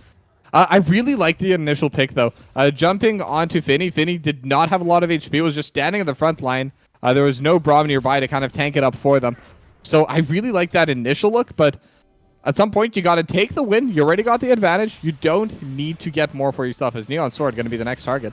Yeah, Neon Sword in a whole lot of trouble here. He is rooted up, and he is not getting out of this one. Fox on Kaz hits a bubble onto Pele to save himself, but they're still going forward. The Encore is used. Kaz has to flash away from this one, so he does not end up falling down. Yeah, I mean, another big pickoff, and Neon Sword was a little bit far up, but frankly, I don't think it was that bad this time around. I think this was just a really good pickoff by Pele, coming in invisible, and again, that's kind of the power of the Wukong, is able to deal so much damage to those AD carries. Already 5, 2, and 4 in a very, very powerful spot. And with that, they should be able to get themselves this Otacon. And the Otacon's really going to give them even more stats. And I was a little bit worried about their scaling late game just because they're into a Jinx, they're into an Ornn, Vex scales super well, same with Sejuani. Basically, everyone on Contingent can scale. And they do lack a little bit of that on TPO, but with these dragons, with all of these stats that they've just been getting through those neutrals, I think they should be able to have a much, much longer time where not only are they even, they're in the power seat. Yeah, and I really don't like the side of Contingent just giving that up for free, but in the meantime, Dragging It Out is trying to fight his way out of this one, and now behind the flash away, gets a stun onto Lord JK. Lord JK is flashing forward, he's immediately going into the backline onto Neon Sword, dodged out of the bubble, and Neon Sword is going to end up falling down again onto the backside. Lord JK able to pick that one up. Now Pele is there, getting a nice 2-man Cyclone, Finny picking up the kill and Dragging It Out, and Lord JK picks up a double kill for themselves. Yeah, and now they have the Shadow Realm here on the top side as well, but it looks like they're just going to back away, but the Lord JK really playing the limits on this Nefiri. So much confidence to play forward, to kind of just attack onto Dragging It Out. But then as soon as Neon Sword walked up, just clicked in their head, bam, there's an AD carry. Let's remove that off the map. We don't like seeing AD carries on our maps. And just immediately jumped the Jinx and managed to dodge away from the bubble, managed to out DPS Neon Sword through all the extra healing that's coming out of Foxhound with his shielding as well. Dragging It Out already used that CC to try and go for the aggressive play, and because of that, Lord JK just knew this was a free kill and had trust in the team to be able to get them out afterwards. Yeah, I mean, Kaz still had the tidal wave. Maybe if they use that, Neon Sword is able to stay alive a little bit longer and they're able to pick up that kill, but I mean, it's a tough decision to make in that split second time. And now Lord JK is bubbled up here. They're trying to get damage onto him, but he uses the nice invulnerability to dodge out of the fear that was coming out of Draken. And now Pele is in the vicinity of this bot lane play as they're still looking to go onto the 3 members. And they can easily assassinate anyone that they get on. Kittens is also here. We see Dragon Out walking into the area. They're sitting on a ward and they don't know it. They're going right onto Dragon It Out. He is marked as the Braum passive, but able to kite that one away. Drakenrich hitting a nice 2-man fear to be able to go. Now Neon Sword is the target again. He ends up using Cleanse. The Charpers are there. Dragon is doing their best. Lord JK, a nice block of the dogs to block that, and now Drakenrich is actually in the backline onto Finny. Finny's the one in trouble. The stun is used onto Kittens. Now the ult is used. Kittens is knocked up. Finny is already down. A nice shutdown. LordJK has no HP to be going in this fight. He's looking to try to get onto the Foxhound Kaz, but a nice bubble by Kaz as shut down over to the side of Neon Sword, and now this should be Dragon going in the favor of Contingent Purple, but now Ida Jun is the one in trouble. He's going to get stunned up here by Dragon, not going to have to flash away, and that is a nice turnaround by the side of Contingent Purple to stop the Dragon stacking that was coming out from the side of TPO Redemption. Yeah, they desperately needed that teamfight victory, and with that, they were even able to bring the gold lead, well, back to straight even.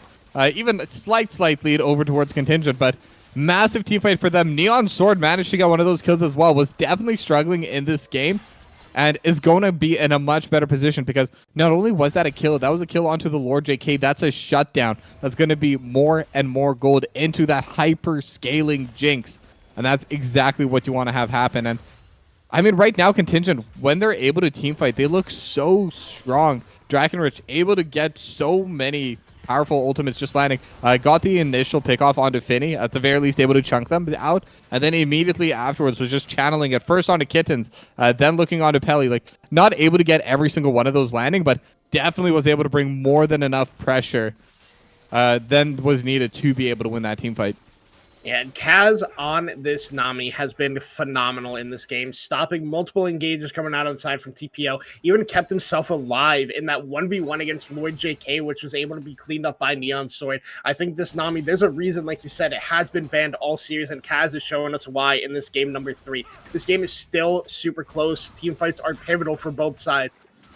As the gold is basically dead even. Baron is on the Rift, and the vision control is in the side of Contingent Purple. But now Neon Sword might be a little bit caught out, but going to be able to recall and get away from the play that was brewing up in this top side. But they know dragging it out is on the spot side, thanks to Ward and the LordJK being a little bit of a nuisance. So they could start up the Baron, but they're choosing not to. They're choosing to just control the area and vision. And now LordJK is doing a little bit of damage back on the dragging out, but nothing going to be coming out of that one. But now Baron is started up by the side of TPO Redemption. Yeah, I'm surprised that they are starting this. Again, when you don't have a marksman, like, this is going to take years to take down. And I think that Contingent does understand it. They're there just to make sure they have to back away. But actually, LordJK has a pretty good angle there, but not going to be able to find the play. Now Urameshi calling out the Ornhorn. The Glacial Prism is used on LordJK. LordJK is already down in this team fight. The tidal wave is coming over top. It's going to be hitting onto 2 members, and they are team fighting this one now. Dragovich on the backside. They're immediately onto Neon Sword. Is Pele in the backline. Neon Sword is trying to kite this out with Kaz, but Pele is not going to be able to pick this one out. Neon Sword flashed away, but dragging it out as it's falling in the backline to Idojin and the ult forward out of Drakenrich, and the Death Realm is used onto him to be able to kite this one out, but now the bot lane from the side of TPO is being zoned out. Neon Sword is dead in the backline. Idojin is going crazy in this team fight, and the kill is going to fall over to the side of Finny, and it's going to end up being Urameshi going down for a quadra kill on the side of Idojin. It was being fought out well by the side of Contingent Purple, but Drakenrich getting ulted by Idojin and bringing him into the backline was not the recipe for success. They end up dropping that one. It's an ace for the side of TPO Redemption, and they're going to break open the base here in game number 3. Yeah, and they're really going to be able to break open this game with that. Idojin was 0-3-0, I believe, at the start of that fight. Now going to be 4-3-1. And, I mean, this has been absolutely insane for them. This is going to bring the Mordekaiser right back into the game. This is going to make laning into the Ornn so much easier, because overall, the Mordekaiser should be having the pressure in the offlane. Urameshi, because of those earlier solo kills, was in a much better position to be able to deal with that, but now is not going to have that same level of pressure as they had before. But one thing I do want to point out with that team fight, Contingent Purple, I'm noticing this pretty often now from their plays, and I think if they're able to just fix this one thing, they'd be a really strong team. And that's that they try to do too much in fights. They usually get an early victory, and then they try to force for more. And if they just don't force for that extra, I think most of their team fights have been in their lead to start. It just turns up as a loss. Yeah, now Pele takes a lot of damage on the backside. Thanks to a nice bubble by Kaz. but now they're looking to go back into dragging it out. Dragon Rat gets tagged up by the Braum Q. Now Neon Sword is isolated. The Lord JK is immediately onto the Neon Sword, are going to fall to Kittens. Now Dragon Rat is trying to kite this one out. A TP used halfway across the map by Drakenrich, and now his team is in a whole lot of trouble. Kaz is in the death realm and is not going to be able to fight Edojin in this 1v1. Fitty picks up Drakenrich. Kaz ends up falling to Edojin in the backside, and now Lord JK is looking to end this game with the rest of his team in tandem. Uramesh again, a lot of damage thanks to the turret. He calls down the Ornhorn. It is blocked up and eaten by Kittens thanks to that Unbreakable, but the Glacier Prison is there. They're still taking a whole lot of damage, but Fitty is there with the Encore hitting onto both of them, so no damage is continuing. Edojin picks up a double kill and picks up the series win for TPO Redemption. Yeah, and all that happened from one team fight that gave them the pressure, and then they were able to find Neon Sword, and the Lord JK played that third map, just this third game, so extremely well. Well deserved by TPO Redemption to win this final game. Yeah, and it was an even game until it wasn't. Like you said, it was one team fight that really broke the game open for the side of TPO Redemption. They're immediately able to find a second one and just end the game off of that, again, without picking up a Baron in this game either. And I mean, Edojin still dealt the most damage. It might be fake because it was into an Ornn, but he started that game out, like you said, 0-3-0 and 7-3-1 on the Mordekaiser. Yeah, I mean, that's the thing with Mordekaiser. Mordekaiser's pretty useless as a champion if you can't get into the middle of the enemy team, but that game was able to stand right in the middle of everyone, especially in those last two team fights. And once the Mord is in there, you can't really get him out because he's going to survive forever. He's going to deal a ton of AoE damage, has the Rylai's, has the Riftmaker, can sustain, can slow everyone, just kind of slowly but surely run you down, and there's nothing you can do about it. But, I mean, Edojin obviously played that game 3 super well, but I really want to talk about the Lord JK in that game. Obviously had a couple of NT plays a little bit, but at the same time, those kind of looks, wanting to give that extra little bit of pressure, trying to push the limits of what this champion can do, also won them a lot of those team fights, including the one that really opened up the game for them. I was able to kind of delete Neon Sword super early on, was able to just consistently DPS over top of everyone afterwards, so I mean, I gotta give massive credit to the Lord JK in that game. Yeah, I mean, Lord JK really showing us the Nafir mastery that they do have and why their team is willing to pick it for them. But, Toki, I gotta ask you the question I ask every time we cast. Who is your MVP for this series? I like how our production's already getting that set up. I think I still have to give it to Edojin. I think Lord JK played game 3 super well, but Edojin did super well in that game 1, even despite being the rest of the team being super behind, was kind of keeping them in the game for a while. And then game 2 was just the Edojin show, was just absolutely running a clinic on that Alawi. And then game 3, even when you fall behind, and I think this is kind of a thing that a lot of people fail to do, and this is a mistake. This isn't even something that I'm saying is ELO specific. I see this up in challenger teams, even like full competitive challenger teams. They don't know how to lose lane gracefully. They let themselves get behind, but instead of just accepting, I'm going to be behind, my job now isn't to win the lane. My job is to not lose the lane even harder. My job is to be at a state where I can still contribute, and the rest of my team can try to carry into the top laner. And I think that's what Edojin did. Gave away a few kills early on for sure, but never really lost in CS. Never did the 0-9 that you see sometimes from top laners. And because of that, was able to come into the end of that game and just absolutely stomp onto Contingent.